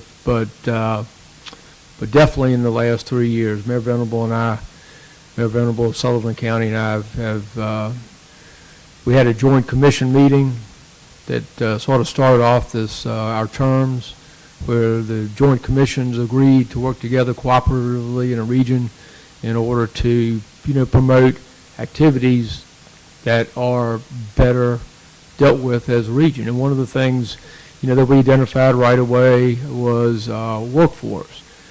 Workforce is not just a county issue. if Eastman employs workers from every county in northeast Tennessee, plus southwest Virginia, plus Kentucky, nuclear fuel, same way. If you're out on the interstate in the morning, you'll see traffic moving in both directions. People come from Carter County to work here. Washington County people work in Carter County. Workforce is a definite regional issue, and so now that we have workforce concerns, we have to tackle them as a region, not just as an individual county. Marketing the region to the outside world as an area, Northeast Tennessee as an area of over 500,000 people, puts us competitive in markets that are like Knoxville or Chattanooga or Charlotte or Richmond or Greensboro, some of these other places where we're competing for business development and that sort of thing. We, as a county of 133,000 people, do not get the attention in the outside market that we do as a region of over 500,000. It just changes the dynamics entirely. Developing entrepreneurs is a key incentive going forward for this region. Keeping our best and brightest here is critical to Northeast Tennessee, and that can be accomplished better if we work cooperatively as a region. Certainly tourism, bringing people from outside of the area to spend their money here, again, definitely a regional project. So I've invested a lot of time and energy in it. We're making progress. Within the next week, you'll see a big announcement, and I hope you can appreciate the impact it's going to have on our region. Thank you. Thank you. And if you'd like a closing statement, you have 5 minutes. That'll be me. Starting with you. Okie dokie. Well, I believe tonight you've seen a contrast between mayor choices, and it should be quite clear. Abstaining is a no vote. Voting no is not leadership. I bring over 3 decades of leadership and management experience to my current role as mayor. I bring ideas, opportunities, and a plan. Voting against the recognition of our veterans who died in service over the cost of a $300 sign is a disgrace. Voting against recognizing Reverend Billy Graham at our exit 24 interchange on I-26 where his family enters our community is embarrassing. I love Billy Graham and welcome his family to our county. Voting against a desperately needed school is not in the best interest of our county or those kids who deserve a quality environment to learn. Voting against supporting our county's largest business of agriculture and the improvement of our local food supply chain, that doesn't even make sense. It's easy to take a no position as one of 15 members on a county commission when the issue is going to pass anyway. As mayor, leadership is critical. Let's not replace leadership with service. There are many people in our county government who provide service. Washington County has only one mayor, and he has to be a leader. You know, there's no limit to what some people can imagine when they're spending your money. I will hold the line and keep us on the path of conservative financial management while investing in future-focused projects with a high return on investment that won't break the bank. I've done what I said I would do, and I'll keep doing it. You can trust what I'll do in a second term because you can see what I've done in the first term. And what I've done is what I said I would do. But stewardship isn't just about paying down debt. It's about less debt and a longer vision. Fundamentally, it's future-focused leadership. While paying down debt, we haven't stopped thinking about tomorrow. We're making huge strides in improved school facilities, expanding vocational education, so our workforce will be ready for better paying jobs, creating a regional addiction rehab center, extending safe, reliable drinking water, connecting rural areas with fast broadband internet, and a regional meat processing center that will help fight inflation, keep local money here, support our farmers, and establish a secure supply chain for locally grown beef. You may not have heard about some of these initiatives, but a conservative approach to government is rarely exciting. Good government rarely makes headlines. A conservative approach means limiting government to doing only certain things and then doing them efficiently and effectively. So if the courthouse isn't top of mind, that's not a bad thing. County government shouldn't aspire to fix all your problems. It should provide the infrastructure, education, and opportunity essential to a strong economy and healthy community, and then get out of the way. And it should do that in a responsible way that won't limit the opportunities available to future generations. It's about less debt and a longer vision. Leadership still means stewardship. Thank you. Thank you. Whenever you're ready, Mr. Tester. I want to finish up tonight by talking about our campaign slogans and our records. My slogan is consistent conservative service. And the word leadership is there, but it's crossed out and replaced with the word service. Consistent and conservative are my political beliefs and my record. I want to talk to you a little bit about the service part. I believe strongly that elected positions are called public service for a reason. I have a heart for service. I believe government should work for the people, not the other way around. Our Declaration of Independence says that government derives its just powers from the consent of the governed. So in our country, the people really hold the power, not the government. We get that upside down, I feel like, a lot of times when we think about that. I also think we get the concept of leadership upside down a lot of times when we think about it. To me, the best model for leadership is one of service. I'm a Christian. I believe and think that that's a biblical principle. The first shall be last, the last shall be first. We're supposed to love others, be kind to others, be respectful, serve others. We're supposed to think of others more highly than ourselves. I don't think it's a very effective form of leadership if someone tries to force or coerce people to follow them. It doesn't work very well.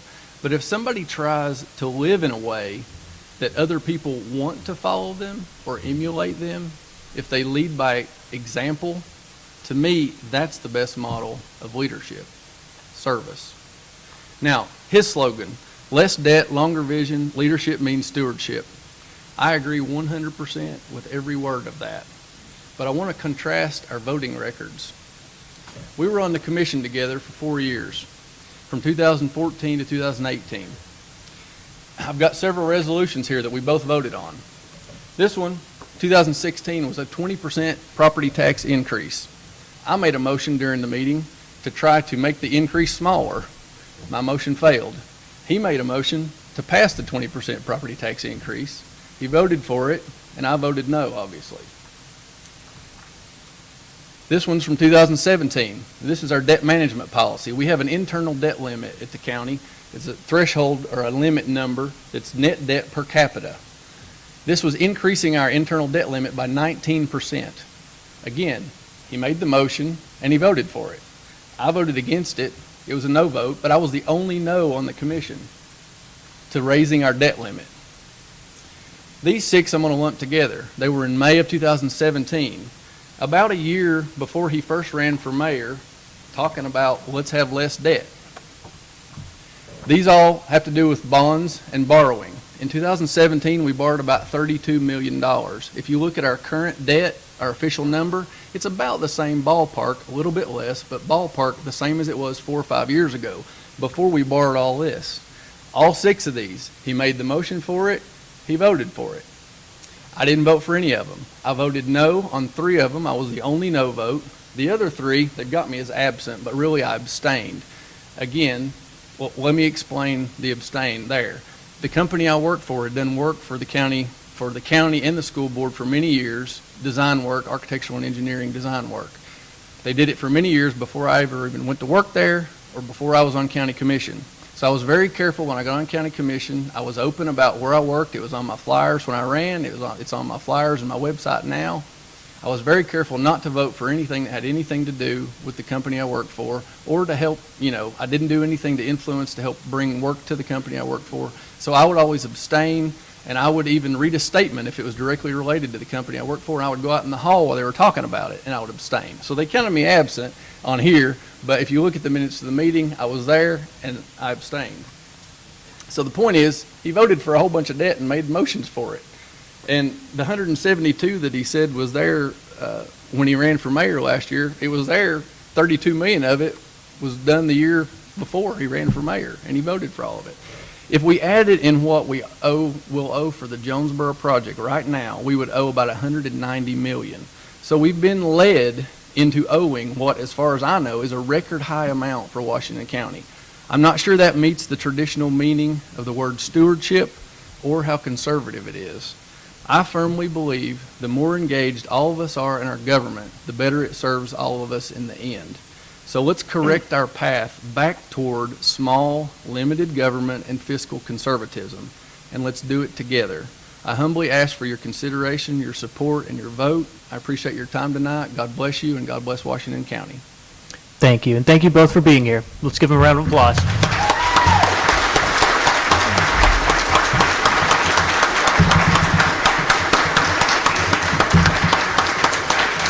All right, we'll take a quick reset, and we'll be back with the sheriff candidates, so stay tuned.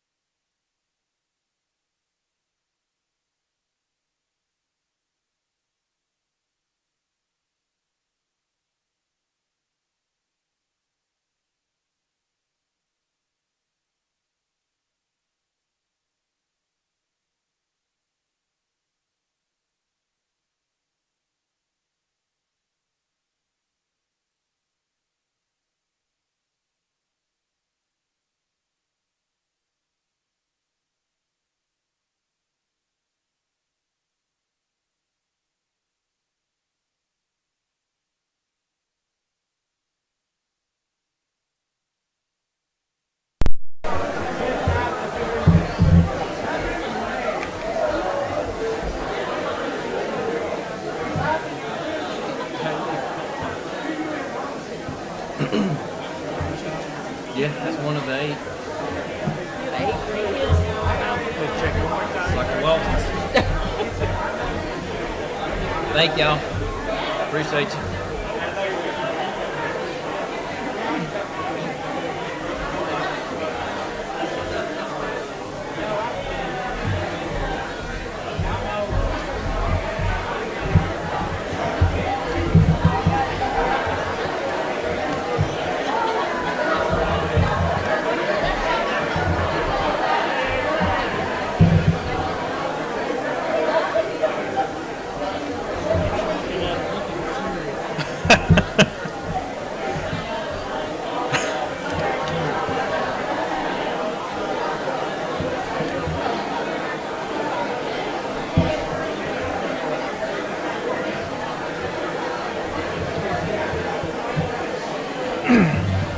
Please find your seats. Please find your seats. We're getting ready to go here.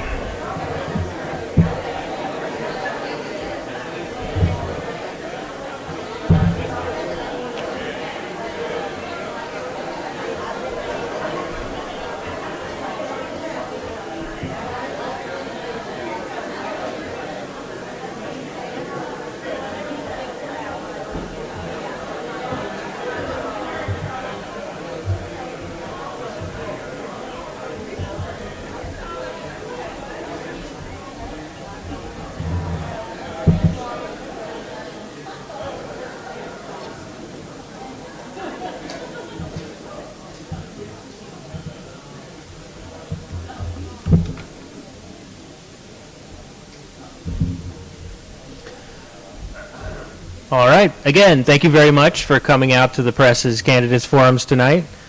This is our last one on the docket. We are covering the Republican primary for the sheriff's race. With us, we have Lita Lightnin, Keith Sexton, and Michael Templeton. The format, again, we're going to start with opening statements. We'll do 3 minutes each for the candidates. We'll move on to questions, 3 minutes a question per candidate. And then we'll go to closing statements. It's going to be 5 minutes for closing statements. Please, please don't react to any of the answers that the candidates give up here. We want to give them all of their allotted time, and hold your applause until the end. Thank you. So, Ms. Lightning, we'll start with you. Your opening statement, please. Is the mic on? I guess that is. Thank you. Well, good evening. I want to thank everyone for coming out tonight, and I appreciate the Johnson City Press hosting the forum for us all to come and speak to you tonight. As he said, I'm Lita Lightnin, and if you haven't figured it out, I'm running for sheriff in Washington County. I'm a proud graduate from ETSU, where I received my bachelor's degree. I was one of 3 females in a class of 50 when I went to the police academy, where I was presented with the Leadership Award upon graduation. I started with the department on my 28th birthday in 1995. That was 27 years ago, so I just told my age, but I can't believe it's been that long. It's gone by very quickly. I'm very proud of my service in law enforcement. I started as a human resources clerk and worked my way up the ladder. I served most of my career as the chief operations officer. I was responsible for the jail, the warrants, records, our IT department, our budget, pretty much all of the administrative functions until I was promoted to chief deputy in 2017. I still had all of my previous responsibilities, but after my promotion to chief deputy, I assumed patrol, CID, and the court security officers. I was honored to serve as chief deputy for the last 4 years, but I still have more to do. I still have more to offer and still have more that I want to accomplish. I want the opportunity to lead the sheriff's department to the next level.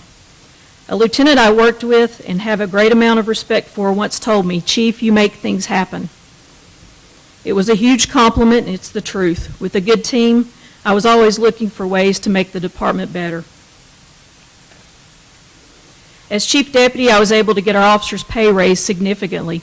I got our officers body cameras and in-car cameras. I got more practical Class B uniforms for the officers. And I constantly looked at new technology and acquired anything we could to make our officers' jobs easier.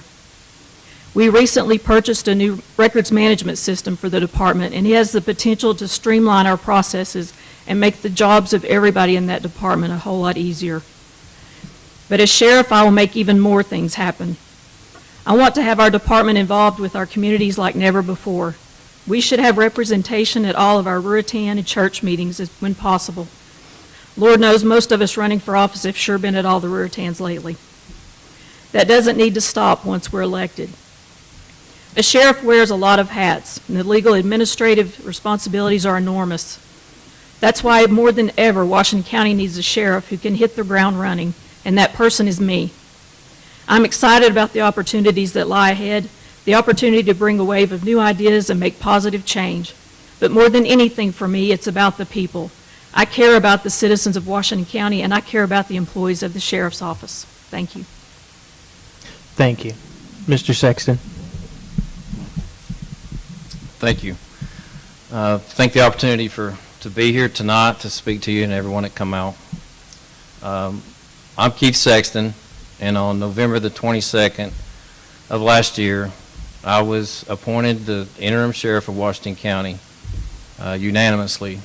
No one else received even a nomination. I'm a 31-year veteran of law enforcement. I have a tremendous amount of experience and knowledge in real-world leadership, proven leadership in law enforcement. I've worked for 2 different departments. I started my career in 1991 for the sheriff's office. I worked through 3 sheriffs, worked my way up from patrol officer to lieutenant. I was in the patrol division, criminal investigations, narcotics investigations, training, and special operations. I left the sheriff's office in 2008, and I went to the Johnson City Police Department. I started all over. Again, worked my way up from patrol officer, sergeant, lieutenant, criminal investigations, worked for the DEA, doing drug investigations, special operations, a bomb squad commander, and training. I hold many instructor certifications. I'm a master instructor certified by the Post Commission. I've led police officers in real world situations. I have a tremendous amount of experience. There's not a street or county road that I haven't either answered a call on or done some kind of law enforcement action. More importantly, I'm your neighbor. I want the same things that you do. I want safe streets. I want safe schools. I want to see more people out on patrol. And I've actually been there doing that. I've spent my life here. I went to Washington County Schools. I graduated in 1987. I have a bachelor's degree in criminal justice. I have a lot of leadership training, and more importantly, I've actually done the job here in Washington County because I believe that every police officer is a public servant. You won't last long in policing if you don't have a public servant's heart out there on patrol. I can say that I have literally shed blood, sweat, and tears in this job. This is my calling. I know that this is what God wants me to do. And I ask for an opportunity to continue to do so after May, and I thank you. Thank you. Mr. Templeton, please.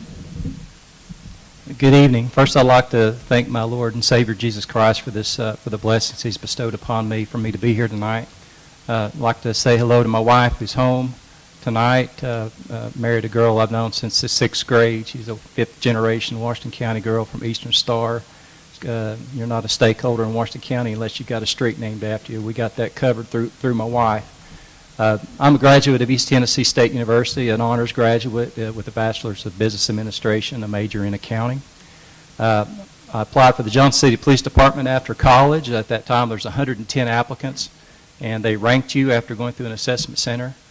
I was able to, through God's grace, rank number 1 out of 110 people. I was hired by the city of Johnson City and sent to the State Police Academy in Donaldson near Nashville. About 50 people were there from all around the state. I graduated first in my class, received the Tennessee Sheriff's Association award for doing that, and I was also voted vice president of my class.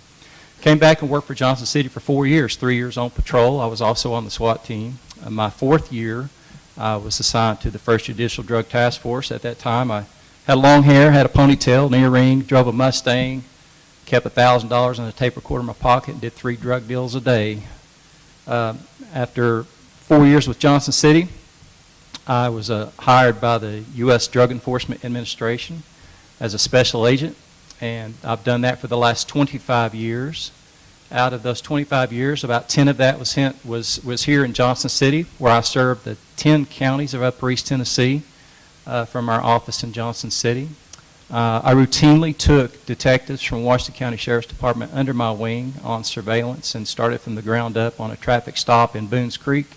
Took detectives to Houston, Texas, chasing cartel, and eventually all the way to the U.S.-Mexican border in McAllen, Texas, indicting cartel members in Greenville, Tennessee.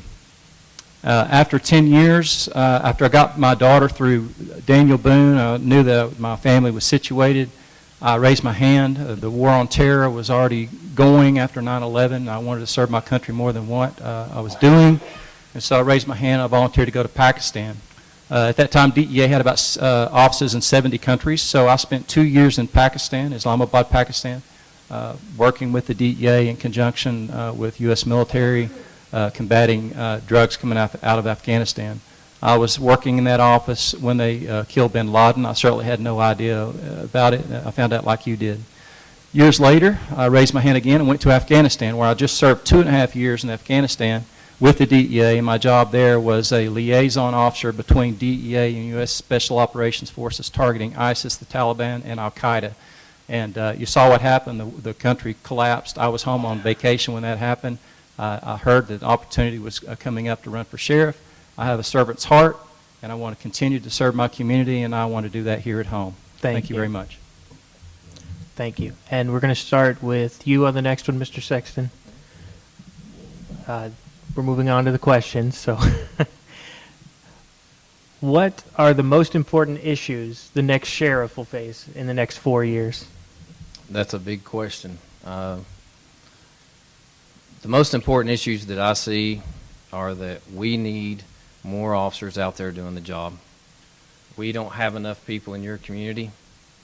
That's every day these officers go to work, they make a difference. But safety comes from having visibility and having people out there who can answer the calls, quick response times. Right now, you basically have one officer. If you drive down 11E, once you get out of the city limits of Jonesboro and you look to the left, from there to Greene County, over to the mountains of Unicoi County and Greene County line is one officer. It's been that way for decades. It shouldn't be that way. We've got to get more people out here enforcing the law. You don't have to be a DEA agent or an FBI agent, or just watch the news and you can figure out that we have a drug problem just like the rest of the United States does. We have to have more emphasis on working drugs. The only way that that's going to happen for Washington County in the near future is to train up our police officers to look beyond the ticket, to address the needs of the community immediately. You know, I'm sure that each of y'all have seen the house in your neighborhood where cars come and go every night, all hours of the night, pull in for 5 minutes and they leave. That we call that a criminal indicator. We can do something about that, but you got to have the people out there to do it. The other thing is we need to, we've got to pay these officers more. We've got to get their level of training up. You know, true quality never goes on sale. You can't go to Walmart and buy a Rolex watch. If you want quality, you're going to have to pay for it, and we can do that. There's money in the budget right now. I'm 16 officers short on the patrol side. I don't have to ask for any more money. I can hire the officers. I've already hired several since I started. We have to have that visibility. Since December 1st, we've made 40 drug arrests just off of patrol alone. 26 of those, methamphetamine. It's no surprise to anyone. We know where the meth is coming from. It's from Mexico. We have to work with the federal agencies to shut them down. I've done that. I've taken drug trafficking organizations out of Washington County and Johnson City. I have the knowledge it will take to do that. But going back to the training and pay issue, you get what you pay for. We have some highly dedicated professional individuals working at the Sheriff's Department. And I'm going to do everything that I can do to support them to be successful at what we need them to do. Thank you. Thank you. Mr. Templeton, same question. Yeah, so the drug problem is out of control in Washington County. Since the inception of Washington County in 1777, we have never had a drug unit. We've always been left to fend on our own. If you leave it up to the federal government, let me explain something to you. The DEA has 2 agents sitting in Johnson City. They cover 10 counties. That's not serving Washington County. We have to take care of ourselves. It's time for self-governance and quit relying on the federal government. The first thing I'm going to do when I enter the sheriff's office is stand up a drug unit. It's through intelligence-based policing with plainclothes detectives that are working drugs through my leadership. Drug dealers are not afraid of people in uniforms. They watch them drive by and they do their drug deals. So we're going to attack the drug problem through intelligence-based policing, where every deputy is responsible not for writing tickets, but for bringing intelligence from all 4 corners of the county into that drug unit and working back out with patrol and plainclothes people, men and women, to attack the drug problem. Tennessee is between 1 and 2 leads the country in opioid addiction. We had last year, in the 2020, had a 45% increase in deaths related to fentanyl. In 2020, we had over 3,000 Tennesseans die from fentanyl-related opioid. In the same year, 100,000 Americans died. We have an open border policy by the Biden administration where that fentanyl, fake oxycodone, and Xanax pills are flooding into the Mexican border to Atlanta and straight into Washington County. Now, you can arrest all the users you want. That's not going to solve the problem. That's not what I'm going to do. The users need help. We need to extend our hand out to the users to give them a helping hand so they know that their families know what resources are available to them. We need to cut the head off the snake. We need to go after the people who are profiting off the addiction and profiting off the backs of the people in Washington County who are suffering. They've suffered way too long, and that's what I intend to do. Thank you. Thank you. Ms. Leidman.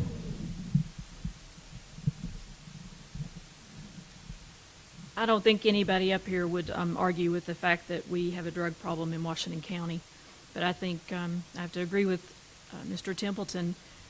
You can't go after the users and think we're just going to erase the problem. We have to trace the money. We have to trace the dealers. You have to share intelligence. One thing I've learned working with officers for 25 years, they get information and they want to hold it to themselves. They don't want to share with other agencies. They don't want to, there's no trust. They want to be the one to make that big bust. And we've got to change that way of thinking. Officers have to share that intelligence with each other. Carter County's got a great program in place with their sheriff's office that shares their intelligence and allows them to track who's talking to who's going where. It's a pretty amazing piece of software, and I think the U.S. government actually put it in place, but that was something that we were looking to partner with them to share information between agencies all across the region and who the dealers are. Staffing is always an issue. Yes, we need more officers on the road. Our county's 330 square miles, and there's probably, on a good night, 5 to 7 officers. If you don't have anybody out sick or anybody out hurt or having a baby, and that's not safe, and it's not fair to those officers to have to work under those conditions. They do it willingly, and we do have a great group of officers who make a lot of sacrifices, but we can make it better. I think we need to look at the staffing in the jail. Definitely, the jail should be the biggest concern, or is the biggest concern, unfortunately, for any sheriff. If you just had to do patrol in the courts, you might get a little bit of sleep at night. But the jail staffing situation, you can't just hire anybody who walks in the door. It takes a special person to do that job, just like it takes a special person to be a patrolman and a special person to be a school resource officer. There's some officers that are wonderful patrolmen, but I can't put them in a school. They just don't work with that environment. But I definitely think we've got to work on the pay. We have great benefits in Washington County, thanks to our commissioners, and that helps a lot with getting people to want to come to Washington County and stay. But I also believe that people stay because of how they're treated and if they're appreciated or not, or if they feel like the administration has their back and there's not intimidation through the halls. Thank you. We'll start with you this time, Mr. Templeton. how would you address staffing shortages and pay inequities and improve employee morale on both the patrol side and in the county detention center? I'll address the second part of your question immediately. All the sheriff can do as an executive position is ask the county commission to increase budgets. If we're going to be serious about the crime problem in Washington County, we have to be able to articulate to the public, which, by the way, is represented by the county commission. There's a handful of them. We have to articulate why we need pay increases. I can't raise pay for the sheriff's department. But we need to understand that in the state of Tennessee, and this is a TBI fact, it's the first thing on their webpage, is that 80% of the crimes in the state of Tennessee are drug-related. If you don't address the drug problem, you're not going to address the crime problem. Now, as for morale, listen, when I started working for the Johnson City Police Department, I think I made $18,500 a year. When I left 4 years later, I made $22,500 a year. When I applied for the DEA, I had no idea what the salary was going to be. I just wanted to follow my heart and follow what I thought God was wanting to do. That's the kind of people we want. We're never going to increase pay raises for teachers and public employees and police officers and nurses to the level that they truly deserve. That's for NFL people who take a knee for the flag. They're getting all this money and they're taking a knee for our flag. What I want to do is I want to recruit the people who love our country, particularly veterans of the war on terror. These people are solid men and women who understand intelligence and how to collect it and how to disseminate it. But in order to increase morale, recruit great people, it takes a great leader that somebody wants to work for. I've worked for many people throughout my life, some good, some bad. The best leaders are the ones that appreciated you for who you were, let you do your job, and only intervene when they thought you were going to fall off a cliff or help guide you the way, not be a micromanager. But folks in Washington County, young and old, if you have a servant's heart, you could be a retired police officer that moved here from Georgia and you want to continue to work, that you have 15, 20 years experience. That's who I'm looking for, is people with a servant's heart. I wish I could say I'm going to give you the salary of an NFL player, but that's not who we are. The quality of life is based on serving others. That's it. Now that's what I've told my daughter. If you chase the money, you're never going to be happy in life. But living a full life is only through the service of others. That's not me. That's Socrates.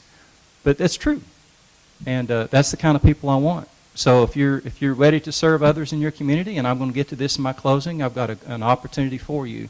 So stick around for that. Thank you. Thank you. Ms. Leiden. Morale has always been an issue with law enforcement. It's up and down. I like to think it's up more than it's down.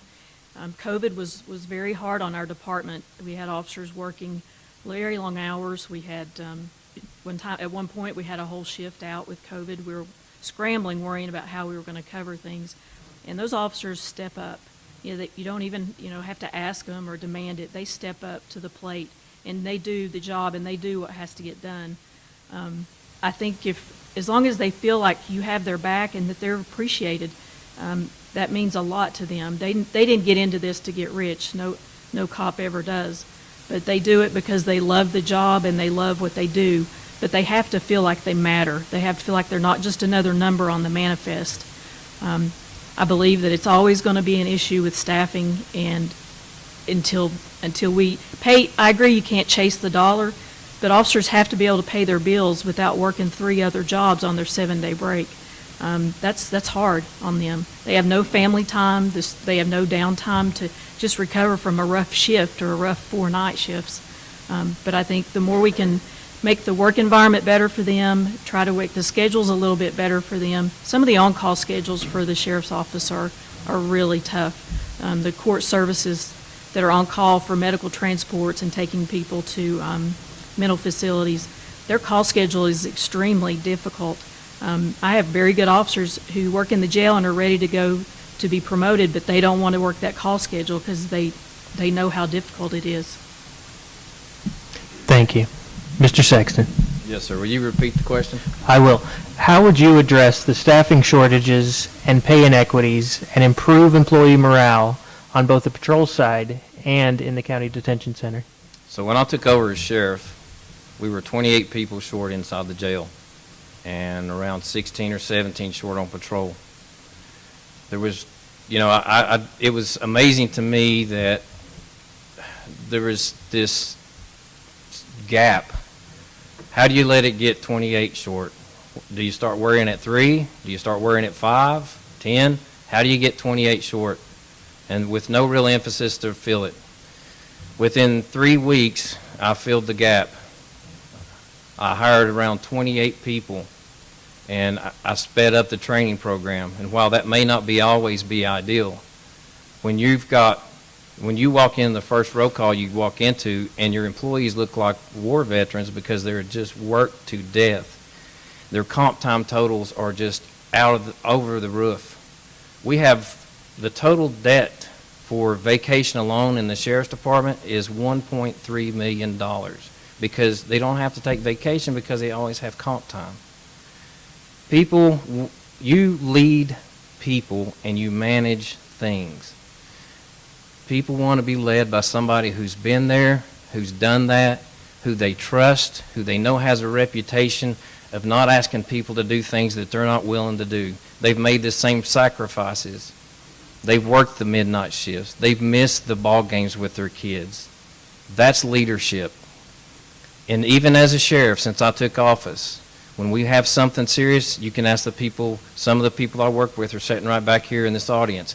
If something's going on, I'm there. And I'm not there just to watch. I'm there to jump in and help because I can. Morale, I feel safe in saying because I've had many officers on both sides of the table, on the detention side and on the sworn side, have told me, we appreciate what you've done. You let us do our job. It's nice to come to work and not feel like somebody's breathing down my neck. Again, we have trained professionals at the sheriff's office. All I've done is said, go forth and do your job, and I'm going to support you, and I'll be right there beside you as you do it. There's people in this crowd right here that have worked with me at the Johnson City Police Department. They know that I mean what I say. I've done it for 31 years. That's the way I lead. Leadership comes from the front. Again, you can manage things, and you have to lead people. You can be a good manager, but not be a good leader. People respect those who have been there and done that, and I can say that that is me. Thank you. Thank you. Ms. Leiden, you'll start us off for the next one. If elected, how will you ensure that the sheriff's office and its operations are transparent to the public? Well, the law requires that we be transparent to the public. Anything that anybody wants to know, they can ask, they can call, or they can file a Freedom of Information Act through the county attorney's office. We have nothing to hide. Everything we do is with public monies. Everything is for public service. So, it's transparent by nature. I've never tried to hide anything from the media or my employees. I've always been up front with everything that we've done at the department. So, I would just continue, to be as transparent as we've always been. Thank you. Mr. Sexton? Transparency. I believe that as a sheriff, I don't believe it, I know it, I work for you. If you want to know something other than details of a criminal case, you should be able to get that. I don't have a bit of problem with that. I think I've shown since I came in office, we've opened up our social media. We do routine press releases. Used to, a press release had to go through every step of the way, the chain of command, from the patrol officer to the sheriff. That shouldn't be. These officers need to be proud of what they do. You want to know where money is being spent? I'll tell you. I'll show you. I think I've proven that in the media. Take the recent events, the ballot bill. Everybody, it's the white elephant in the room. But you can take Keith Sexton out of that whole situation, and you talk to Ballard, the people that's owed the money. You talk to Southern Health Partners that manages the medical, and this truth still stands. I wanted to be transparent about that. That's why I held a press conference. It's your money. Government has no money. It's your money that's being spent, whether it's being spent for the right reasons or not. And if you want to know, you should be able to get that really easy. And short of something being part of a criminal case that's ongoing, I'll tell you anything you want to know. I've got no secrets to hide. And that's the way that I've run this department. And that's the way I'll continue to run it. If you want to talk to me, come see me. We have opened up the jail. We've given, I don't know, I would say 25 jail tours since we took over, because we've had projects going on. We want people to see that we're being good stewards of their money. We're taking care of what you've entrusted us with. But more so than that, you get to see how the place is run. Here shortly, we're going to open up the ride-along program. I want people to see what these officers go through every day, because it never fails that when somebody rides, they'll get out of the car at the end of the shift and they'll say, I had no idea that this went on in Washington County. Or they'll say, I had no idea that you guys did all this. I'm very proud of this department. I've spent over half of my career in the sheriff's office. This is a plan for me for 20 years. So I've got nothing to hide, never have. And if you want to know something, I'm going to tell you the truth. Thank you. Thank you. Mr. Templeton. Thank you. Yeah, so 3 ways. Social media is certainly important. We will certainly continue that. I will do a rotation of the Ruitans throughout the year, not just during campaign season. We need to continue going to every Ruitan, American Legion and VFW, and civic organizations in Johnson City, their voters as well. And we need to, we'll have public forums just like this. People can come in and ask me questions, and I'll give you an honest answer. The third, and I think the most important thing, is we're going to have a civilian review board. I'm going to bring in some people from the community, from all walks of life, but especially from there's a lot of retired law enforcement officers that have moved here. So anytime there's an infraction that rises to the level that could be a misdemeanor or higher, that's been alleged by any of my employees, that civilian review board is going to see the same evidence that I see and make recommendations to me as the sheriff as to the guilt and also the punishment. Now, they're not the end-all say-so in what's going to happen, if anything, but it's transparency that the public knows what I know. No more hiding what's going on. If somebody makes an infraction, I don't care who it is, then the public will have an opportunity through this civilian review board to see the same thing that I see. Thank you. Thank you. Mr. Sexton, you're the first on this one. How will you work to make sure the people enforcing our laws and protecting our residents are the best suited to perform that important job? Well, that comes from the day that they apply, doing a good background. And then after that, it's about training. We have to, me personally, I like hiring people who live in this county, who have grown up in this county, people who you know, because that gives a whole pool of good references, and we don't have to worry about what's this guy up to. Is he just some nut that wants a badge and a gun? Because they're out there. But we're doing good backgrounds, doing good employment investigations, making sure that you don't have someone working for you that has a criminal record. After that, send them to the academy. And I don't talk a lot about the academy. I was vice president of my academy class in Nashville because really, for me and for any police officer out there who's done the job, going to the academy is like reading your driver's handbook. You know, that's just the beginning. It doesn't really mean anything. It gives you a certificate that says you now can be a police officer and we can train you. After that academy, though, you got a good field training program, a good program where an officer rides with officers. And then after that, they're on probation for a year. If they mess up, you either discipline the person to standard or they need to leave. There's no keeping people with criminal records on your department. We're done with that. For me, this is a profession, I took an oath to do this profession, just as I did when I went in the military. That oath never expires. And I will hold every employee at the sheriff's office on the sworn side to that oath. Same as on the civilian side, on the detention side. You know, inmates are people, they are human beings, and they deserve to be treated like human beings. And the great majority of those inmates, they're not bad people. They've just had bad circumstances and made bad decisions that they got caught for. And, you know, my Bible teaches me, but for the grace of God, there go I. So you treat them like a human being. As long as they'll allow you to treat them good, you treat them good. The great majority, they're not bad people. We've got to look at training people up to look at people in jail on the civilian side, not just as things, they're people. We should live our lives in a manner that would make them want to be like us as soon as they get the next chance to. Thank you. Thank you. Mr. Templeton, you're next. Could you repeat your question, please? I can. How will you work to make sure the people enforcing our laws and protecting our residents are best suited to perform that important job? Well, it starts with recruitment.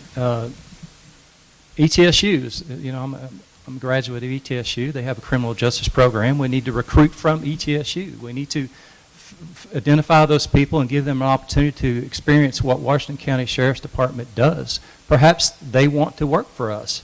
I want to talk to them. There's people that put themselves through Walter State Community College the police program so that they're almost accredited. So if I hire them, they're ready to go. I know somebody that did that on their own expense, because they truly wanted to be a police officer, and that's what they did. But we need to start out with the children. Number one, so here's what I want to do. I want to start a program that Harris County, Texas has. Harris County is a big county that covers Houston, Texas. They have a junior mounted patrol, a junior mounted posse.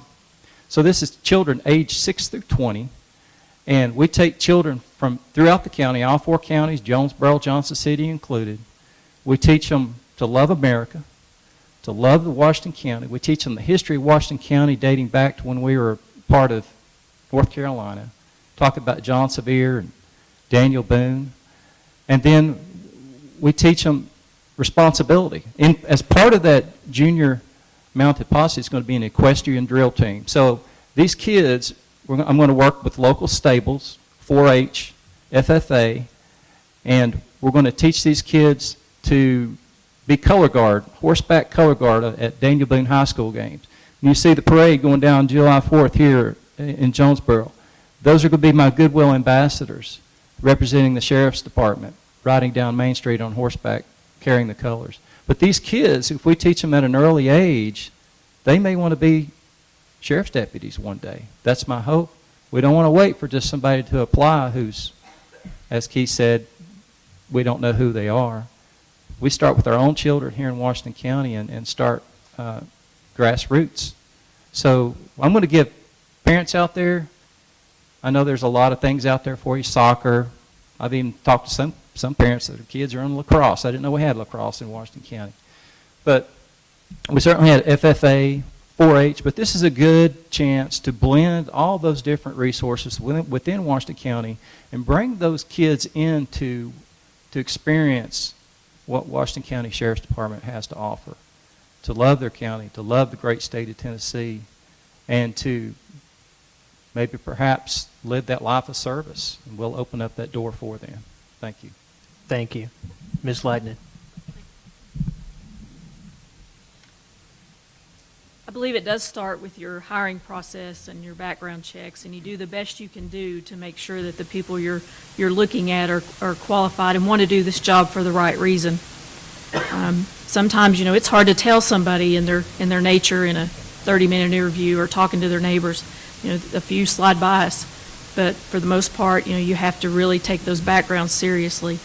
I also believe it matters that you make it clear to them what your expectations as a leader are, that we don't mistreat people, that the laws are the same for everyone, that we don't pick and choose who has to follow which laws. They're for all of us. And I think if the officers know what's expected of them, it's always been my experience that they'll do their best to meet that expectation. Thank you. And you'll start off, Mr. Templeton, on this next one. What roles should officers play when encountering individuals experiencing a mental health crisis, and what changes could be made to improve the outcomes of those encounters? So I'll give you an example. I live a stone's throw from the historic district. My wife and I have 20 acres not far from here, and you got to cross a little limestone creek to get to our property. This past fall, my neighbor has 2 dogs, Great Pyrenees. And so the dogs are barking on each side of this bridge over a little limestone creek. And that creek comes up out of a spring about 100 yards north of there, and it's about 56 degrees, and this is in the fall. So there's a man with no clothes on in the creek, in the water, and the dogs are barking at him, and he's barking back at them. Certainly, he's experienced some kind of mental health crisis. So I live in the county by 10 feet. 2 deputies show up, and they explain to the homeowner that they're going to arrest this guy for public intoxication, which in turn he will spend 4 hours in lockup, and then which time he will be released. Now, for me, this person has obviously experienced some type of mental break or methamphetamine toxicity. I think that's what was happening. His body was overheating, and he felt the need to cool off. And methamphetamine also causes psychosis.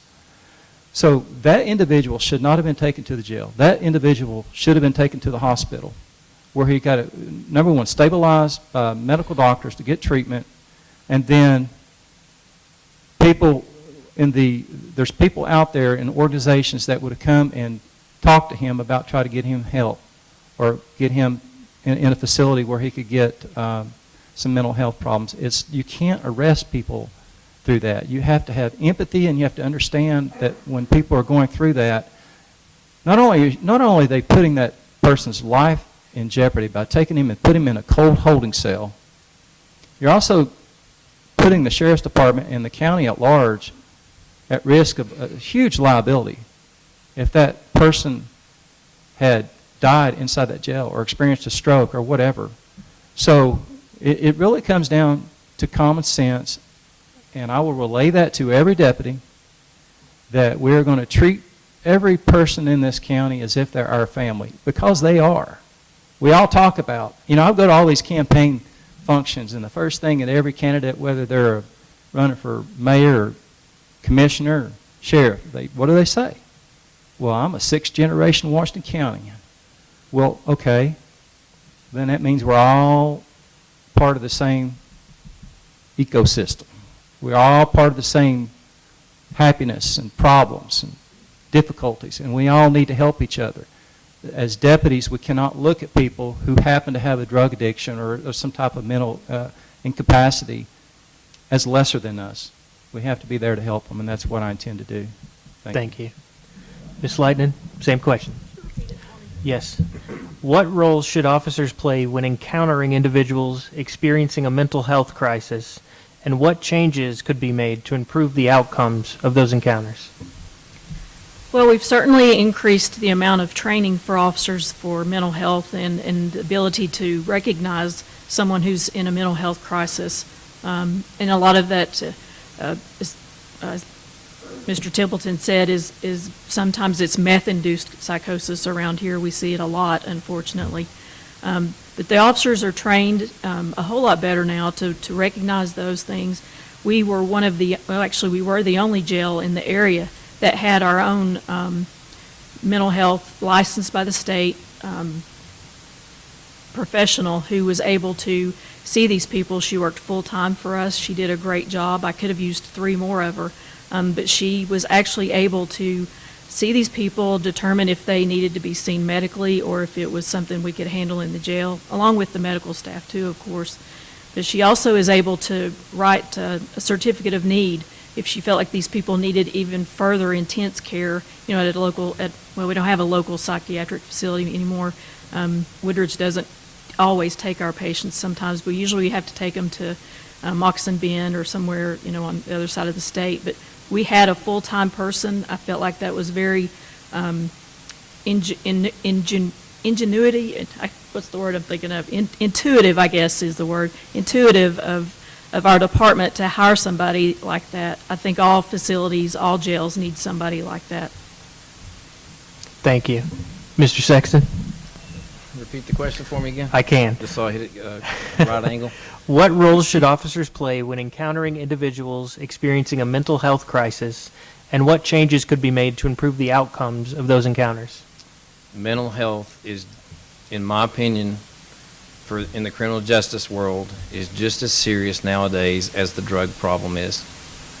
I cannot tell you the number of times out on patrol when you meet people, especially in Johnson City where there's a large homeless population, where these people will break the law and you know that it's nothing more than the mental illness. They'll go to jail, they get on the right medication. When they leave, they'll get 3 days of medication. There's no plan for them. You can see them a week later when they're out of jail. They're still fine. They're average, ordinary people. You'll see them maybe 2 weeks later, and they're in mental crisis, and they commit a crime, and they go back to jail. And every time they go back to jail, they learn how to be a criminal. Sometimes they're even preyed upon inside the jail. It is a crisis. Just this past week, we had a lady who was arrested. The family, actually, my pastor at my church called me and said, didn't tell me a name, and he says, this lady, things have just gone bad. She's totally done a 180 from who she is. We think she may have a brain tumor. And what can you do to get her to the hospital? Can you do a mental health intervention? And the sad thing is, by law, unless they're threatening to kill themselves, there's not much we can do on the law enforcement side. I'd seen it before, and I started waiting for it, and it took about a week, and sure enough, a domestic violence occurred, and she ended up in jail, and more people were calling. I immediately called our nursing staff, explained the situation to them. We got Frontier Health involved. I'm not sure which judge it was. We got a judge involved. We got her released from jail. She went to the hospital to make sure she didn't have any medical problems, and she's now receiving some psychiatric care. I know that there's people that we've missed. It shouldn't be. We are partnering with Southern Health Partners to take over the mental health issue at our jail. We have to train these officers to look beyond the arrest when it first happens. Just like I talked about looking beyond the ticket. Look beyond what is the real cause of this. We will do that through CIT training. I have a partnership with Northeast State to have them come in and teach a crisis intervention training. It's some of the best training I've ever seen. And we will be doing that very soon. As soon as we can get staffed up, that'll be the next priority. Thank you. Thank you.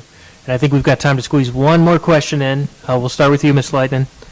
What challenges do incarcerated people suffering from addiction pose for the jail? And what can be done and should be done to help treat them? Well, there are a lot of issues.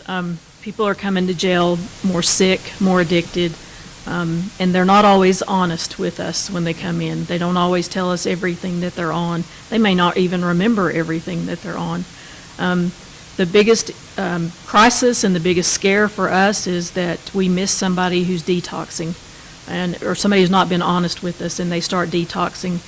If they're honest with us, there are detox protocols in place. The nurses monitor them very closely to make sure that they get through that process not dangerously. A lot of alcohol and benzo detox is deadly. It can be deadly. It can cause seizures. But we have protocols in place for that, to watch for that. Depression, they are at very high risk for suicide in the facility. So we are training the officers to watch for that closer. But that is the huge majority of the people that come into the facility. They come in on something, or coming down from something. So it is definitely an issue, and it's something that we stay on top of. Thank you. Mr. Sexton. Can you repeat the question, please? Yes, sir. What challenges do incarcerated people suffering from addiction pose for the jail, and what can be done and should be done to help treat them? Addiction is taking over a lot of our community. I come from a family that is full of addiction to drugs and alcohol, domestic violence, and I'm not ashamed to say that because of it, at one time, I'm one of the few deputies that you'll ever hear say in a weekend, and I was a lieutenant at the sheriff's office, I had my mother in one cell, my brother in another. Now, I've seen the vicious cycle that takes place through drugs and addiction. Inside the jail, just like I talked about before, we see people get off drugs. There's just a whole different countenance about these people. They look at peace. They are happy. I can't tell you the number of inmates that I've spoken to who will tell you that they're thankful for the period of incarceration because it saved their life. It got them off the drugs. But the problem is there's no emphasis on doing anything once we turn them loose. They go right back to the same environment. They don't leave the jail with any new skill. They don't leave with anything other than they have to go right back to where they started. It poses a big problem for us. The recidivism is really high. We see, and I like to, in my opinion, we deal and see about 5% of the population 95% of the time inside the jail. It's the same ones, and addiction and alcoholism is a big part of that. It's hard on the medical staff. It's hard on the detention officers. It's a drain on the money that is set aside for medical needs. We have, and I don't care to tell you that for decades, I was one of these people that said, just throw them in jail and let them rot.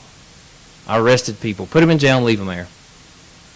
But the Lord got a hold of my heart, and we have to look, these are human beings. We have to have some emphasis on helping these people, help them to recover. Or we're going to have to build bigger, better jails. It's going to be money that comes out of your pockets, my pocket. That's not the answer. And you say, well, there's nothing you can do about it. You're wrong. Especially if that's what you're going to say about it. We have to say from this point forward, we're going to do something different. We've not done that yet. And what's the definition of insanity? Doing the same thing over and over and expecting a different result, and that's what we do. We have to look at that. And I will be looking into ways. I've spoken to people from mental health. I've spoken to Inside Alliance in Johnson City. We're working on programs. I've been there for 4 months. It's going to be an emphasis for me. It's important. These are human beings. We should, they matter. They matter just as much as we do. You can ask anybody. I'm big on enforcing the law, but at the same time, they're a victim of society, and we need to do something to change it for them. Thank you. Mr. Templeton.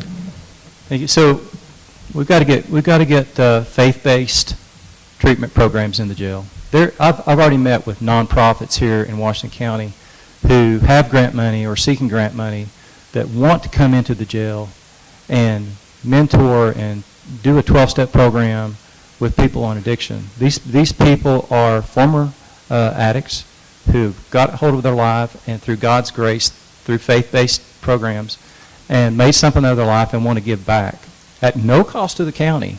We just have to make room and time for them to come in and talk to these people. At the same time, there needs to be follow-up.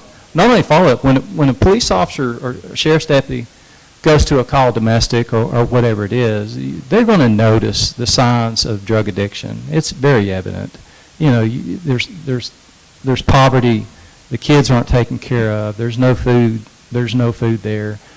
Every deputy needs to know what resources are available so they can share that with the person who's going through crisis, in particular that family.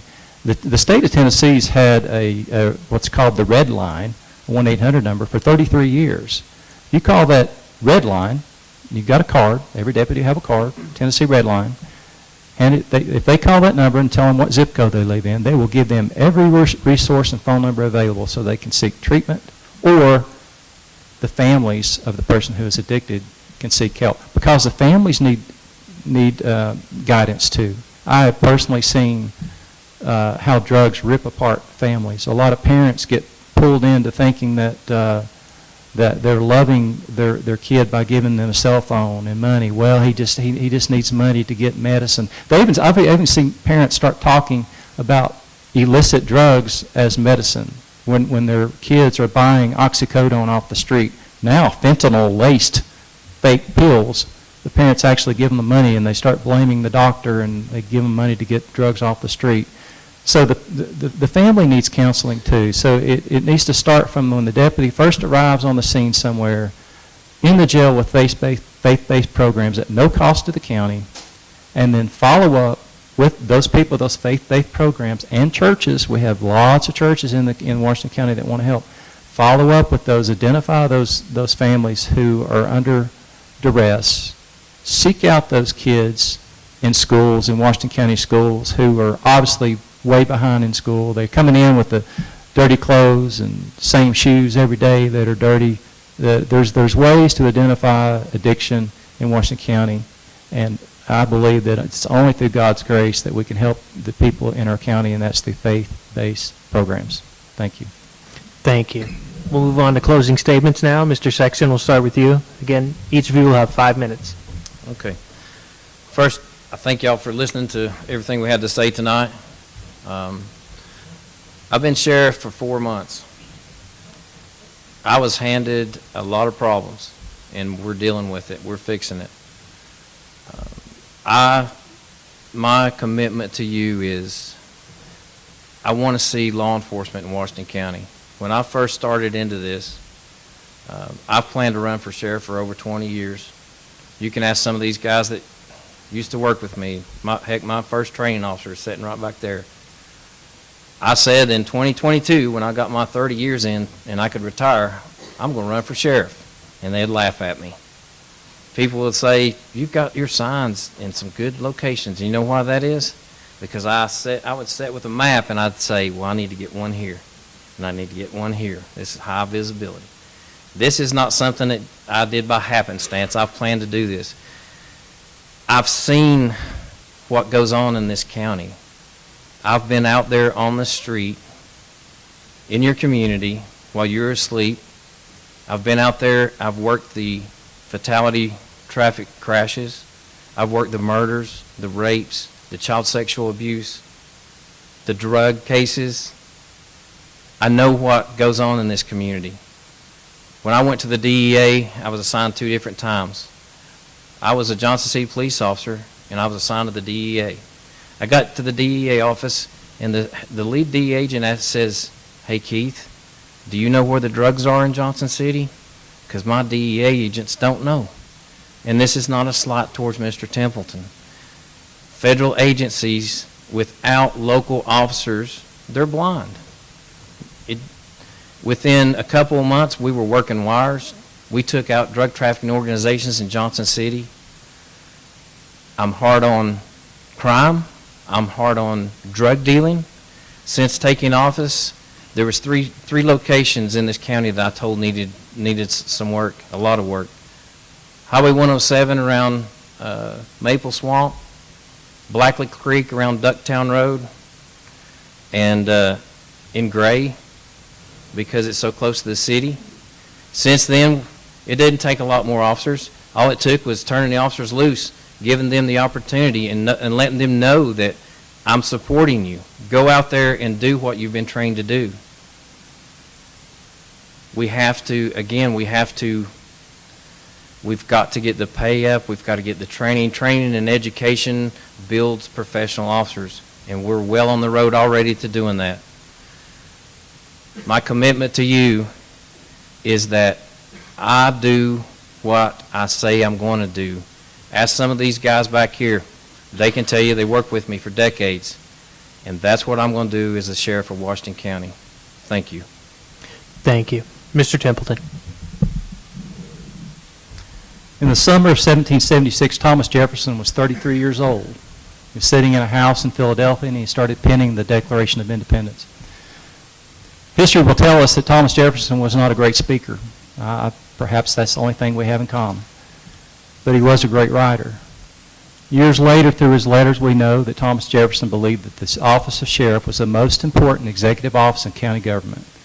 That's because the people of 1776 believed in self-reliance and self-governance. They were under the rule of the King of England, taxation without representation. And remember that the Revolutionary War started in Concord and Lexington when the British were going house to house taking guns and ammunition from the citizens of that colony. We soon forget about the oppressive government until, look at Ukraine. I tell you that President Zelensky of Ukraine, if he was an American, he would be from Washington County. What did the State Department tell him? Well, would you like a ride out? He said, I don't need a ride out, I need ammunition. I know I've heard that out of the 80,000 registered voters in Washington County, only 20% are going to show up to vote for this election. That's 16,000 people. Now, I'll remind you, one of our founding fathers who wrote the Declaration of Independence is telling you that the office of sheriff is the most important office, executive office in county government. Now, I know a lot of you want to do more than vote. There's a lot of patriots out there. I met you. I know East Tennessee's full of patriots and pioneers and trailblazers. That's who we are. So I'm going to give you that opportunity to serve beyond the vote. So here's what I'm going to do. In 1858, 3 years before the Civil War, Jonesboro looked a lot like it does now, except for the dirt streets and horses were tied up. Tennessee legislature met and they passed a law authorizing the sheriff, any sheriff in the state of Tennessee, to stand up a posse. That's what I'm going to do. I'm going to take a 163-year-old law and I'm going to stand up a posse in Washington County.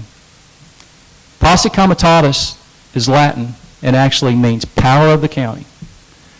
So you see that the citizens of the early colonies believed that self-governance could only be achieved through the power of the people and by the people. They were tired of the oppression.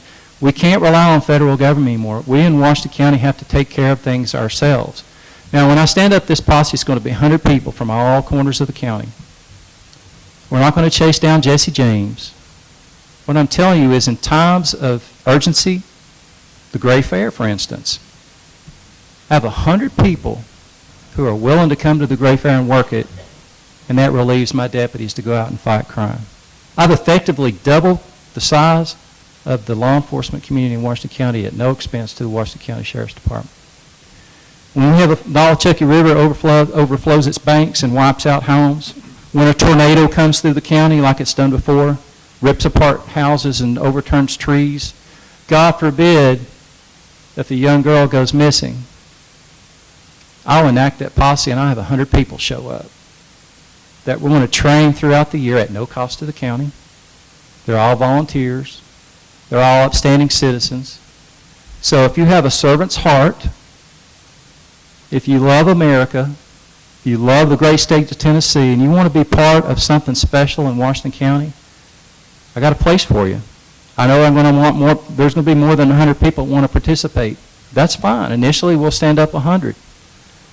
When I enable that posse, you'll have the full powers to fall under me to do whatever we need to do. Now, we're not going to quash insurrections. I've already told you what we're going to do. We're going to help the community. If more people than 100, we'll eventually go to different chapters. I can see having a Nolichucky River chapter to handle things down there. We can do a Gray, Bowmantown, Fall Branch, Limestone chapter. We have a Johnson City chapter. But if you want to help your community, here's your chance. Together, we the people can take back our county, and together, we the people can be self-reliant, not relying on the federal government, not relying on the DEA, who has 2 agents working 10 counties. We the people can take back our county from drug dealers, and we the people can make Washington County the safest place to raise children in this great state of Tennessee. My name's Michael Templeton. I'm running for sheriff. I appreciate your vote. God bless you, and God bless the great state of Tennessee. Thank you. Thank you. Ms. Leiden, please. want to close tonight by talking a little bit more about some of the issues that were brought up during our earlier talks, earlier questions. Mental illness is a huge issue right now, and I believe COVID has made it worse. The Department of Justice states that approximately 44% of jail inmates are suffering from a mental disorder. I would guess that's probably close or even higher. 1 in 4 of those are at high risk for suicide, and we've all of us that worked in law enforcement see that too. That's no surprise. But you add drug addiction and self-medication to those disorders, and those numbers increase exponentially. The ladies and gentlemen that need that help have a lack of access to mental health and inpatient treatment facilities. We've gone back in time to where jails have once again become the place where they end up, and it's not where most of them belong. I saw the need for a full-time mental health professional, a licensed therapist that could actually write certificates of need for hospitalization, one that was trained in spotting suicidal behaviors and mental disorders, and trust me, she was busy, and she did a great job. But she was trained in who and when to take off of suicide watch. That's an enormous responsibility. Under the current administration, that liability is falling on the shoulders of our detention officers to decide who can come off suicide watch. That's unfair to both the officer and the inmate, and it's a catastrophe in the making, and it will be an expensive one to the taxpayers of Washington County. As your sheriff, I will work with these professionals and develop more programs trying to decrease the reoffending and the reentry back into the jail. Because building bigger jails is not the answer, and I think everybody out there agrees. It's not a solution to the problem, and it only costs you and me, the taxpayers, more money. The original jail was opened in 1994, and the last jail expansion was completed in 2009. It added 230 beds at a cost of approximately $11 million, and it was full the first week it opened. $11 million. The jail now has 620 certified beds, and the head count today was 619. So we're full. We're looking soon at a jail expansion. During our last TCI inspection, they brought it up. They wanted to know what was our plan. We had to get a plan in place. Sullivan County is having to add another 500 beds at a cost of $96 million to the taxpayers. They have now between 900 and 1,000 inmates, but my prediction is when that facility opens in 3 years, it'll be full too, the day it opens.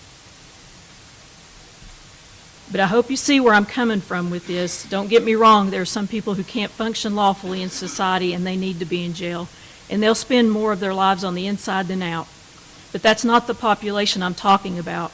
We can't keep doing the same things we've done for the past 50 years and expect different outcomes. Over the past few months, we've seen the kind of sheriff that one of our candidates will be. Employees should be allowed to come to work without the fear of intimidation. Employees should not be demoted or threatened because of their political views. No one wants to work in an environment that way.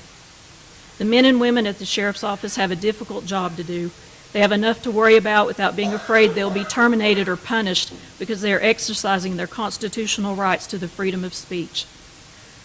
I'm Lita Leinen, and I'm humbly asking for your support and vote. I'm asking for an opportunity to serve. Thank you. Thank you. And thank you all for coming out tonight. Let's give them a round.